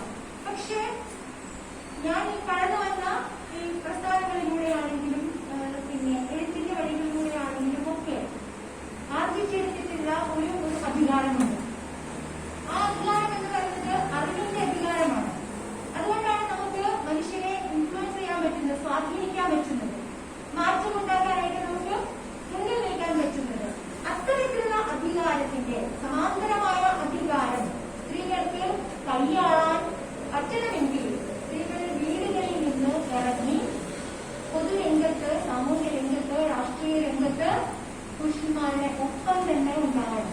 അങ്ങനെ ഉണ്ടാകുമ്പോൾ പുരുഷന്മാരുടെ മനോഭാവത്തിൽ തീർച്ചയായിട്ടും വലിയ മാറ്റം വരാനുള്ള സമ്മർദ്ദം ഉണ്ടാകും. ഇപ്പൊ തന്നെ കണ്ടില്ലേ, ഇപ്പോ കഴിഞ്ഞ കാലങ്ങളിലേതുപോലെ മിണ്ടാതിരിക്കാൻ പറ്റുന്നില്ല ആർക്കും, അല്ലെങ്കിൽ അനങ്ങാതിരിക്കാൻ പറ്റാത്ത അവസ്ഥയിൽ കാലം മുന്നോട്ടേക്കാണ് പോകുന്നത്. പക്ഷെ ആ മുന്നോട്ട് പോകുമ്പോൾ ഉണ്ടാകുന്ന സമ്മർദ്ദം, ആ സമ്മർദ്ദത്തെ കണ്ടില്ലെന്ന് കഴിച്ചാലാണ് പിന്നെയും നാം ഇവിടെ തന്നെ കിടക്കുക. പക്ഷെ ഈ സമ്മർദ്ദങ്ങൾ ഇപ്പോ നമ്മുടെ സർക്കാരിന്റെ ആണെങ്കിലും നമ്മുടെ ഇവിടുത്തെ പുരോഗമന പ്രസ്ഥാനങ്ങളെ എന്ന് ഞാൻ പറയുള്ളൂ, മറ്റ് വലതുപക്ഷ തീവ്ര വലതുപക്ഷ പ്രസ്ഥാനങ്ങളൊന്നും തന്നെ ഇപ്പോഴും ഇത് കണ്ടതായി നടിച്ചിട്ടേയില്ല. മറ്റൊരു കാര്യം കൂടെ നാം ആലോചിക്കേണ്ടതുണ്ട്. ഇന്ത്യ എന്ന് പറയുന്നത് ഇന്ന് ഏറ്റവും തീവ്ര വലതുപക്ഷ ഭരണകൂടത്തിന്റെ കീഴിലാണ്. ഇവിടെ കഴിഞ്ഞ ശബരിമല കാലത്ത് ശബരിമല സംബന്ധിച്ച നിയമം വന്ന സമയത്ത്, കോടതി വിധി വന്ന സമയത്ത് ധാരാളം സ്ത്രീകൾ, ഈ ഞാൻ നേരത്തെ പറഞ്ഞ നല്ല സ്ത്രീകൾ പുറത്തിറങ്ങി ആ വിധിക്കെതിരെ. ഭരണഘടന എന്ന് പറയുന്നത് സ്ത്രീ പുരുഷ ലിംഗനീതി വാഗ്ദാനം ചെയ്യുന്ന, അത് പ്രവർത്തിക്കാനായിട്ട് ഭരണകൂടങ്ങളെ നിർബന്ധിക്കുന്ന ഒരു സംഹിതയാണ്. അതിന്റെ നടത്തിപ്പിന് വേണ്ടിയിട്ടാണ് സുപ്രീം കോടതിയിൽ നിന്ന് അത്തരത്തിലുള്ള ഒരു വിധി വന്നത്. ആരാധന എന്ന് പറയുന്നത് അത് ലിംഗവിവേചനം പാടില്ല, സ്ത്രീകൾക്കും ശബരിമലയിൽ പ്രവേശിക്കാം എന്നുള്ളത്. പക്ഷെ അതിന്റെ ഭാഗമായിട്ട് നടന്ന എതിർ സമരങ്ങൾ, എതിർ പ്രതിഷേധങ്ങൾ, അതിൽ സ്ത്രീകളാണ് ഒരുപാട് പേര് പുറത്തിറങ്ങിയത്. അത് സ്ത്രീകൾക്കും ഞാൻ നേരത്തെ പറഞ്ഞില്ലേ, ചാന്നാർ സമരക്കാലത്ത്, നെയ്മുണ്ട് സമരക്കാലത്ത്, ആറുനിരക്കൽ സമരക്കാലത്ത് ഉണ്ടായ ഒരു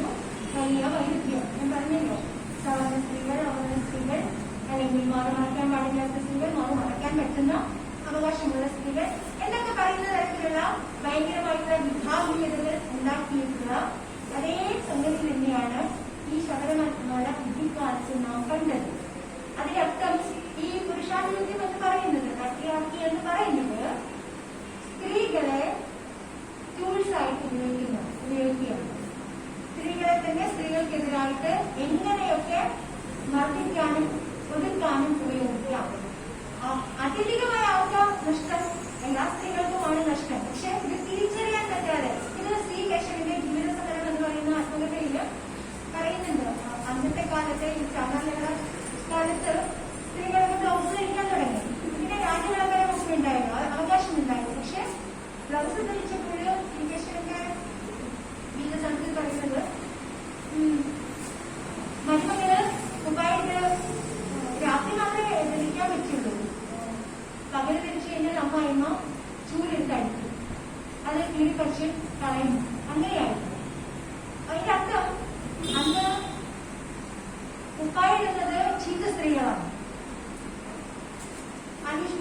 കുപ്പായ ഇന്നാണെങ്കിൽ നമുക്ക് എങ്ങനെ പറയാം, കുറച്ച് എക്സ്പേർട്ട് എന്ന് പറയുന്ന സ്ത്രീകളെ നമ്മൾ ചീത്ത സ്ത്രീ എന്ന് പറയും അല്ലേ? അല്ലെ? അത് എടുത്തിറക്കി വേണ്ടി നടക്കുകയോ കുറച്ച് എന്താ പറയാ അല്പമെങ്കിലും സോഷ്യൽ മീഡിയയിലൊക്കെ നമുക്ക് കാണാമല്ലോ. ക്ലീവേജൊക്കെ കാണുന്ന സ്ത്രീകളുടെ സിനിമ നടികളുടെയൊക്കെ ഒരു പോസ്റ്റിന്റെ താഴെ വരുന്ന കമന്റ് എന്ന് പറഞ്ഞു കഴിഞ്ഞാൽ നോക്കാറുണ്ട്. എന്തുമാതിരി അശ്ലീലമാണ്. അശ്ലീലമായ അതൊന്നും പോരാ, തെളിയെന്ന് പറഞ്ഞാൽ പോരാ, എന്തായാലും നമ്മൾ പറയാം. ശരിക്കും ഒരു സ്ത്രീയെ ഫിസിക്കലി എങ്ങനെയാണോ റേപ്പ് ചെയ്യുന്നത് അത്രമാത്രം വൃത്തികെട്ട കമന്റ്സ് ആണ് നമുക്ക് എന്റെ അടിയിൽ കാണാൻ പറ്റുക. അതേസമയം 19ാം നൂറ്റാണ്ടില് 19ാം നൂറ്റാണ്ട് മാത്രമല്ല 20ാം നൂറ്റാണ്ടിന്റെ ഒരു 30കൾ 40കൾ വരെയും സ്ത്രീകള് മറുമറിയാതെയാണ് നടന്നിട്ടുള്ളത്. എനിക്ക് ഓർമ്മയുണ്ട്, എന്റെ അമ്മാമയൊന്നും മറുവർഷിപ്പില്ല. ഓർമ്മയില്ല, ഒരു വീടുകളിലെ അമ്മമാരൊന്നും മറുവർഷിപ്പില്ല. അവരൊന്നും ചിന്ത സ്ത്രീകളായിരുന്നില്ല, നല്ല സ്ത്രീകളായിരുന്നു. മറുമറിച്ചാലാണ് ചിന്ത സ്ത്രീയാവുക. അത് എന്താ പറയാ, ഈ അധികാര ശാസ്ത്രങ്ങളെയൊക്കെ ധിക്കരിക്കുന്ന സ്ത്രീകളായി മാറുന്നത്. അപ്പോ ഈ സാംസ്കാരിക കാലങ്ങൾ മാറുന്നതനുസരിച്ച്, സാമൂഹ്യ കാലങ്ങൾ മാറുന്നതനുസരിച്ചിട്ട് ഈ ഡെഫിനേഷനും മാറുന്നുണ്ട് എന്നാണ് ഞാൻ പറഞ്ഞു വന്നത്. അതുകൊണ്ട് നിങ്ങളെല്ലാവരും നല്ല സ്ത്രീകളായിരിക്കാൻ വേണ്ടിയിട്ട് ശ്രമിച്ചിട്ട് കാര്യമില്ല. പക്ഷേ കഴിയുമ്പോൾ ഈ ഡെഫിനേഷൻ മാറ്റും. നമ്മുടെ പുരുഷാധിപത്യം ഈ ഡെഫിനേഷനൊക്കെ മാറ്റും. അപ്പൊ നിങ്ങളെല്ലാം മാറി നമ്മുടെ കുട്ടികൾ, പെൺകുട്ടികളെ അങ്ങനെ വളർത്തിയിട്ട് കാര്യമില്ല. അത് പുരുഷാധിപത്യത്തിൽ സ്ത്രീകളെ തമ്മിൽ ഭിന്നിപ്പിക്കാനും പുരുഷാധിപത്യത്തിന് സുഖകരമായി മുന്നോട്ട് പോകാനും ഉള്ള വലിയ വികാരത്തിന്റെ പ്രയോഗങ്ങൾ നടത്തുന്നതാണ്. ആ പ്രോസസ്സ് മനസ്സിലായില്ലെങ്കിൽ നമ്മൾ തന്നെ സ്ത്രീകളെ കുറ്റം പറഞ്ഞുകൊണ്ടിരിക്കും. നമുക്ക് ഇഷ്ടമാണ് കാരണം പറയാനും കുറ്റം പറയാനും ഒക്കെ. അത് പക്ഷേ അത്യധികമായി സഹായിക്കുക സ്ത്രീകളെയല്ല, പക്ഷെ പുരുഷാധിപത്യത്തെയാണ്. ഞാൻ പുരുഷന്മാരെന്ന് പോലും പറയില്ല. എല്ലാവരും എന്താ പറയാ, ഈ പറഞ്ഞ പോലെ പുരുഷനായി ജനിച്ചു എന്നുള്ളത് കൊണ്ട് പ്രിവിലേജസ് ഉണ്ട്. ആ പ്രിവിലേജ് ഉപേക്ഷിക്കാൻ ഒരു പുരുഷനും തയ്യാറല്ല. അങ്ങനെയാണ് എല്ലാ പുരുഷന്മാരും ഈ പുരുഷാധിപത്യത്തിന്റെ ഗുണഭോക്താക്കളാണ് നമ്മൾ പറയുന്നത്. അപ്പൊ പുരുഷന്മാർക്ക് എതിരെ ഫെമിനിസം നിൽക്കുന്നു എന്ന് പറയുമ്പോൾ നമ്മൾ അത് അങ്ങനെ കണ്ടാൽ മതി. അല്ലെങ്കിൽ സ്ത്രീ വിമോചന സിദ്ധാന്തങ്ങളൊക്കെ പലതുമുണ്ട് കേട്ടോ.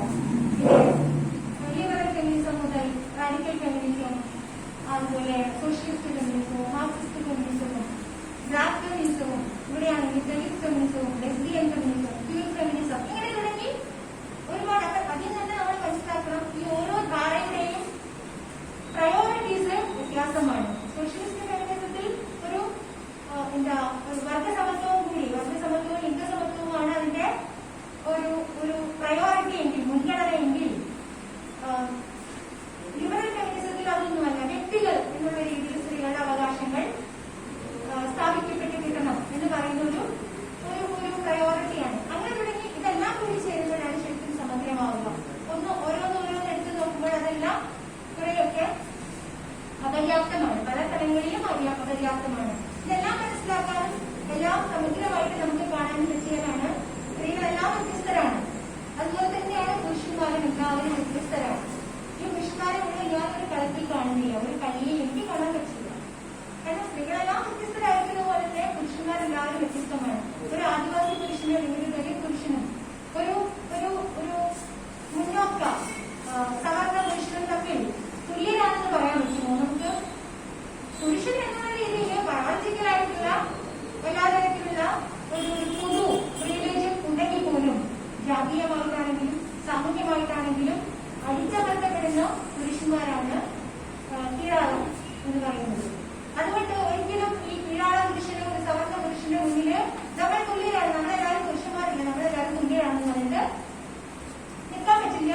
അംഗീകാരം കിട്ടുകയുമില്ല എന്നുള്ളത് നമുക്ക് എല്ലാവർക്കും അറിയാവുന്ന കാര്യമാണ്. അതുകൊണ്ടാണ് ഈ ശബരിമല വിധിക്കാലത്ത് എന്തിനു പറയുന്നത്, പുരുഷന്മാർ പോലും എന്ന് ഞാൻ പറയുന്നില്ല, സ്ത്രീ പുരുഷന്മാർക്കിടയിൽ പോലും ഈ മറ്റു തരത്തിൽ ജാതീയമായിട്ടുള്ള അസംതുലിതത്വം നിലനിൽക്കുന്നുണ്ട്. അതുകൊണ്ടാണ് കഴിഞ്ഞ ശബരിമല വിധിക്കാലത്ത് മുഖ്യമന്ത്രിയായിരുന്ന പിണറായി വിജയനെ ഒരു നായർ സ്ത്രീ, യാതൊരു തരത്തിലുള്ള പവറുമില്ല ആ സ്ത്രീക്ക്, വളരെ സമ്പന്നയല്ല, വിദ്യാസമ്പന്നയല്ല, മറ്റു തരത്തിൽ ഇല്ലേ പ്രായവും നല്ല മധ്യവയസ്സൊക്കെ കഴിഞ്ഞിട്ടുള്ള താരതമ്യേന എല്ലാ തരത്തിലും വൾണറബിളായിട്ടുള്ള ഒരു സ്ത്രീ, നമ്മുടെ സ്ത്രീകൾ വൾണറബിളാണെന്നല്ലേ പറയുന്നത്, അധികാരമൊന്നും ഇല്ലാത്ത സ്ത്രീ. പക്ഷെ മുഖ്യമന്ത്രിയെ പുറത്തു നിന്ന് തെരുവിൽ നിന്ന് അല്ലെങ്കിൽ എന്താ പറയാ എല്ലാ വിദ്യാർത്ഥിയിൽ നിന്ന് ചീത്ത വിളിച്ചു അല്ലെ, തെറി വിളിച്ചു അല്ലെ. എന്ത് തരം അധികാരമാണ് ആ സ്ത്രീക്ക് അപ്പോ പ്രയോഗിക്കാൻ പറ്റിയത്? ജാതി എന്ന് പറയുന്ന അധികാരമാണ് ആ സ്ത്രീയെ അതിന് ആത്മവിശ്വാസമുള്ളവരാക്കിയത്. ആ ആത്മവിശ്വാസം പക്ഷേ സ്ത്രീക്കും എതിരാണ്, ജാതിക്കും ലിംഗസമത്വത്തിനും ജാതി സമത്വത്തിനും വർഗസമത്വത്തിനും ഒക്കെ എതിരായിട്ടുള്ള ആത്മവിശ്വാസമാണ്. അതിനെ നാം ജാതി അഹന്ത എന്നാണ് പറയുന്നത്, ആത്മവിശ്വാസം എന്നല്ല.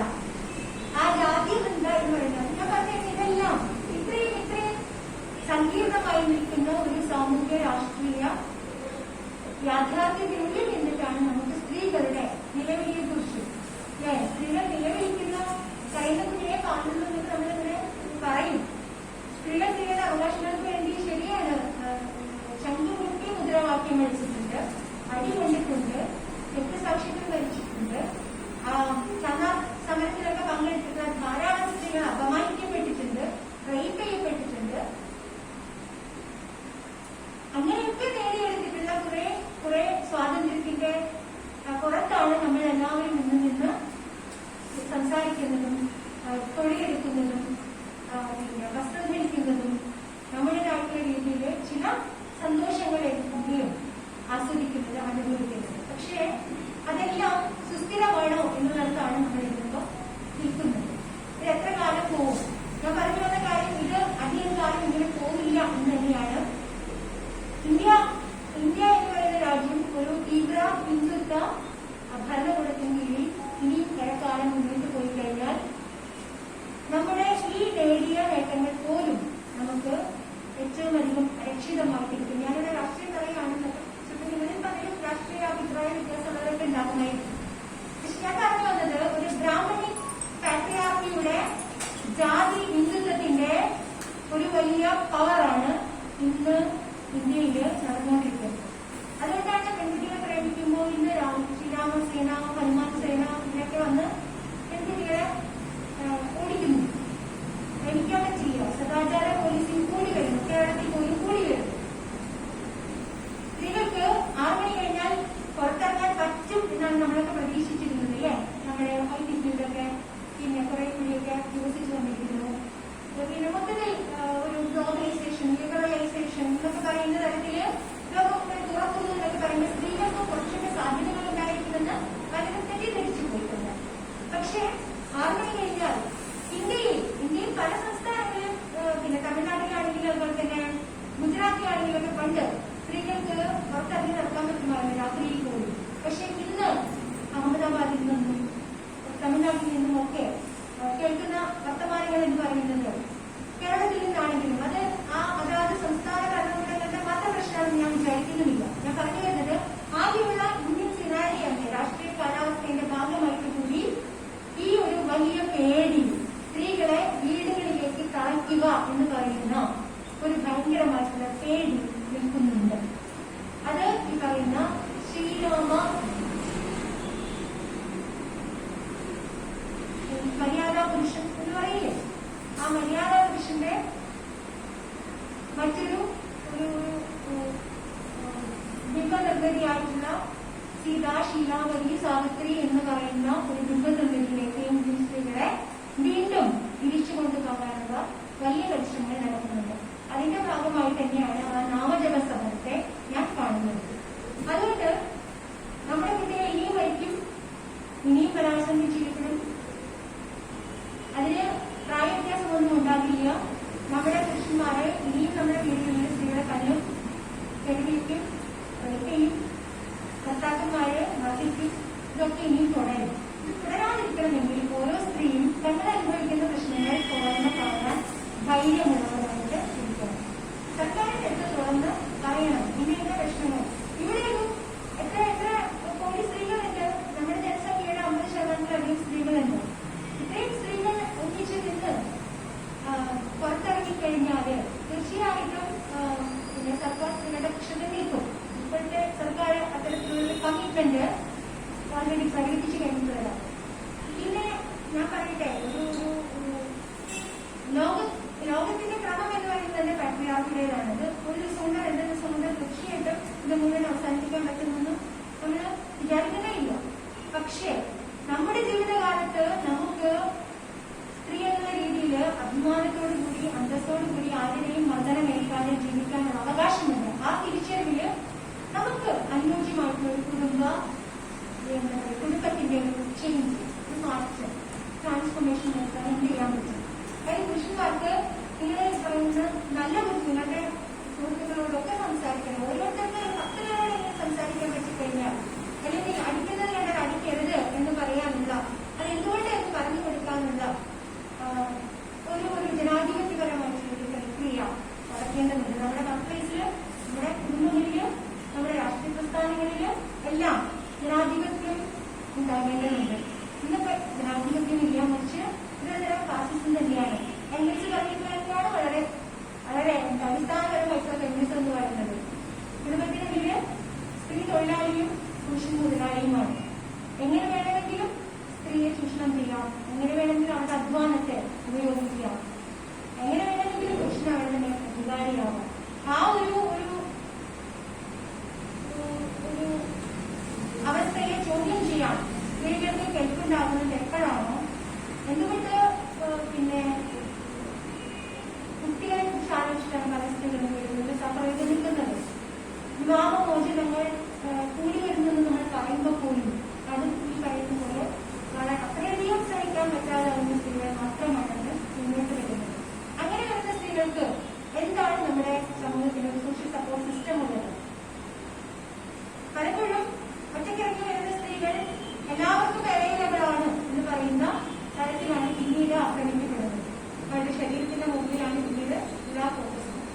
എന്താണോ സ്ത്രീയുടെ ശരീരമായി നമ്മുടെ പുരുഷ ലോകം കാണാതിരിക്കുന്നത്, ഒരു വ്യക്തിയാണെന്നുള്ള രീതിയിൽ നാം നമ്മളെ കാണുകയും പുരുഷന്മാരെ കാണാൻ പ്രേരിപ്പിക്കുകയും അല്ലെങ്കിൽ നിർബന്ധിക്കുകയും ചെയ്യുന്ന ഒരു കാലത്ത് മാത്രമാണ് നമുക്ക് വ്യക്തി എന്നുള്ള രീതിയിൽ, മനുഷ്യൻ എന്നുള്ള രീതിയിൽ അഭിമാനത്തോടു കൂടിയിട്ട്, സ്വാതന്ത്ര്യത്തോടു കൂടിയിട്ട്, സന്തോഷത്തോടു കൂടി ജീവിക്കാനാവുക. അതിന് നാം നമ്മുടെ സഹോദരന്മാരോടും നമ്മുടെ അമ്മത്തോടും ഭർത്താവിനോടും സുഹൃത്തുക്കളോടും കമ്പനിയോടും ഒക്കെ നാം ഈ തരത്തിലുള്ള ഡയലോഗ് തീർച്ചയായിട്ടും ഒരു തരത്തിലുള്ള കോംപ്രമൈസും ഇല്ലാതെ, ഞാൻ ബോധപൂർവമാണ് അതൊക്കെ പറയുന്നത്. കാരണം പറയുന്ന ഒരു യാഥാർത്ഥ്യമാണ്. പലർക്കും ഉണ്ടാവും ഇതൊക്കെ എന്തിനാ പറയുന്നത്. നാം പലപ്പോഴും കാമുകിയ റെപ്പേർ കേസുകൾ നമ്മൾ കേട്ടിട്ടില്ലേ? ഞാൻ അവിടെ തൃശ്ശൂരാണ്, അവിടെ എഞ്ചിനീയറിംഗ് കോളേജില് ഒരു പെൺകുട്ടി കോളേജ് പഠിക്കുന്ന ആൺകുട്ടി പോയി കിടക്കലായിരുന്നു. അവന്റെ സുഹൃത്തുക്കളുമായിട്ട് ഈ പെൺകുട്ടിയെ വിളിച്ചുകൊണ്ട് പോയി കൂട്ടബലാത്സംഗം ചെയ്തു. അപ്പൊ എന്താണ് പ്രണയം എന്ന് പറയുന്നതൊന്നും നമ്മൾ നമ്മുടെ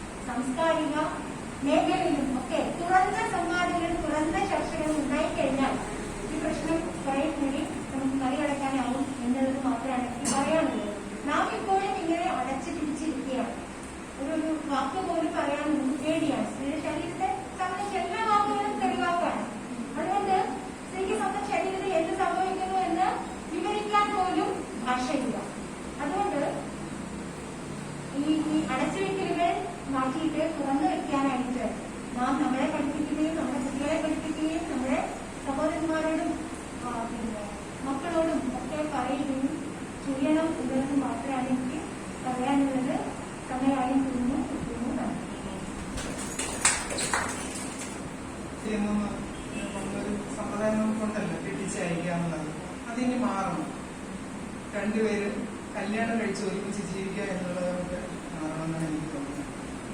ഈ അടുത്തിടെ ഇറങ്ങുന്ന സിനിമ കണ്ടിട്ട് ഞാൻ എൻ്റെ മക്കളും കൂടെ ഇന്ന് കണ്ടതാണ്. പക്ഷെ ഞാൻ അതിനെ അഭിപ്രായം ഡിസ്കസ് ചെയ്തപ്പോൾ ഞാനങ്ങ് ഞെട്ടിപ്പോയി. എൻ്റെ അഭിപ്രായം അല്ല അവരേത്. പക്ഷെ എനിക്കപ്പോൾ മനസ്സിലായി ഞാൻ മാറേണ്ടിയിരിക്കുന്നത്. അങ്ങനെ നമ്മളെല്ലാവരും നമ്മുടെ മാറ്റങ്ങൾ നമ്മൾ അംഗീകരിക്കുകയും മാറ്റം ആവശ്യമുള്ള മാറ്റങ്ങൾ വരുത്തുകയും വീടുകളിൽ നിന്ന് തുടങ്ങാൻ വേണമെന്നാണ് എനിക്ക് തോന്നുന്നത്. ആശംസ അർപ്പിക്കാനായി ശ്രീമതി ശ്രീകൃഷ്ണൻ.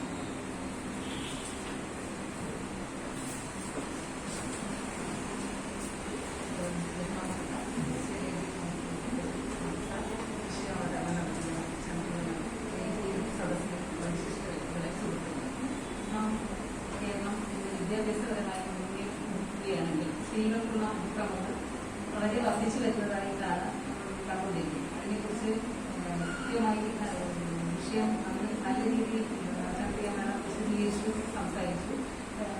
ഈ വിഷയങ്ങളെല്ലാം തന്നെ നമുക്ക് അറിയാവുന്നതാണെങ്കിലും പലരും ഇത് നമ്മുടെ ജീവിതത്തിൽ ഉണ്ടാകുന്ന വിഷയങ്ങൾ പ്രതികരിക്കാൻ തയ്യാറാവുന്നത്.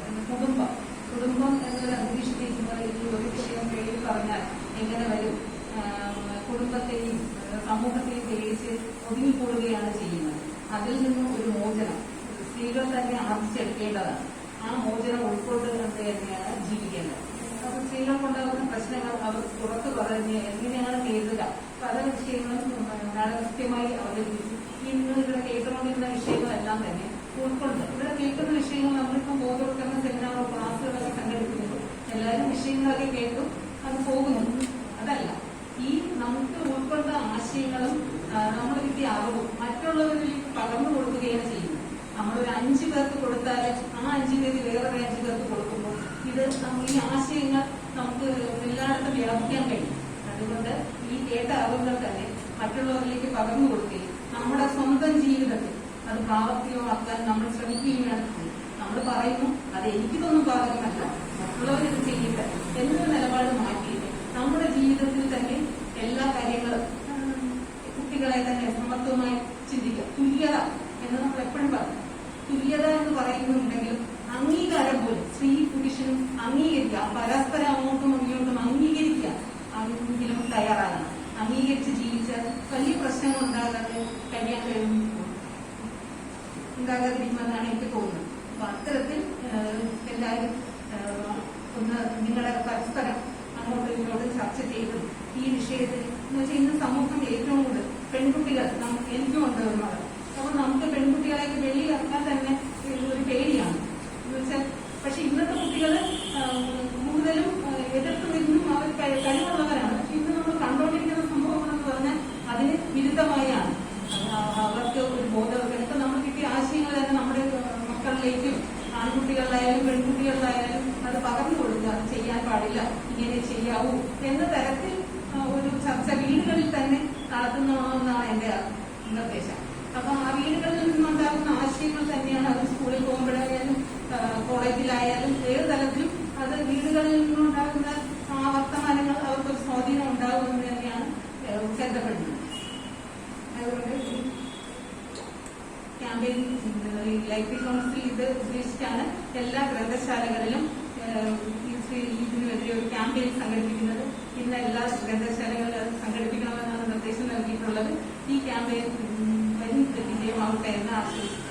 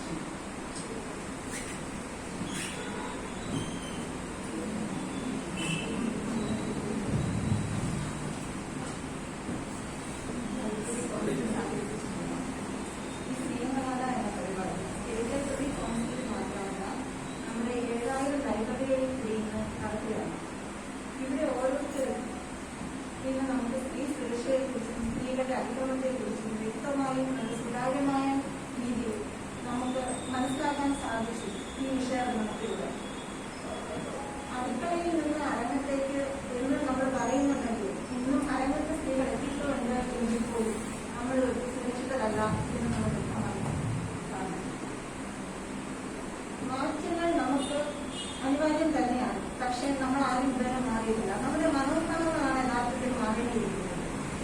ഇപ്പൊ തന്നെ നമ്മുടെ വിസ്മയും സുമിത്രയും മുത്രയും പോലുള്ള കുട്ടികൾ ഇനി നമ്മുടെ കേരളത്തിൽ ഉണ്ടാവാതിരിക്കട്ടെ എന്ന് പറഞ്ഞുകൊണ്ടും ഈ നമ്മളിപ്പോൾ ഉള്ള ഓരോ പെൺകുട്ടികളുടെ ജീവിതങ്ങളും പെൺ നിലവിളികളാകാതെ പെൺ കരുത്തലിന്റെ ജീവിതങ്ങളാകട്ടെ എന്ന് പറഞ്ഞുകൊണ്ട് ഞാൻ ഈ കർത്തവ്യത്തിലേക്ക് കടക്കുകയാണ്. സ്നേഹഗാഥ എന്ന പരിപാടി അധ്യക്ഷത വഹിച്ച ശ്രീമതി അനജയ്ക്ക് എന്റെ ഹൃദയത്തിന്റെ ഭാഷയിൽ ഞാൻ നന്ദി രേഖപ്പെടുത്തുന്നു. അതുപോലെ തന്നെ ഈ പരിപാടി ഉദ്ഘാടനം ചെയ്ത് നമ്മൾ സംസാരിച്ച നമ്മുടെ ആദരണീയനായ സെക്രട്ടറിക്ക് നമ്മളുടെ ഓരോരുത്തരുടെയും പേരിൽ ഞാൻ നന്ദി രേഖപ്പെടുത്തുന്നു. നമ്മുടെ ഈ പരിപാടി വിഷയം അവതരിപ്പിച്ച ശ്രീമതി CK ചന്ദ്രികയ്ക്ക് നമ്മുടെ ജീവനക്കാരുടെ ഓരോരുത്തരുടെയും പേരിലും സ്റ്റേറ്റ് ലൈബ്രറി കൗൺസിലിന്റെ പേരിൽ ഞാൻ നന്ദി രേഖപ്പെടുത്തുന്നു. സ്നേഹഗാഥ പരിപാടിക്ക് സ്വാഗതം പറഞ്ഞ ശ്രീമതി ബിന്ദു, ആശംസ രേഖപ്പെടുത്തിയ ശ്രീമതി ലതിക, പിന്നെ ഈ പരിപാടിയിൽ പങ്കെടുത്ത ഓരോ ജീവനക്കാരെയും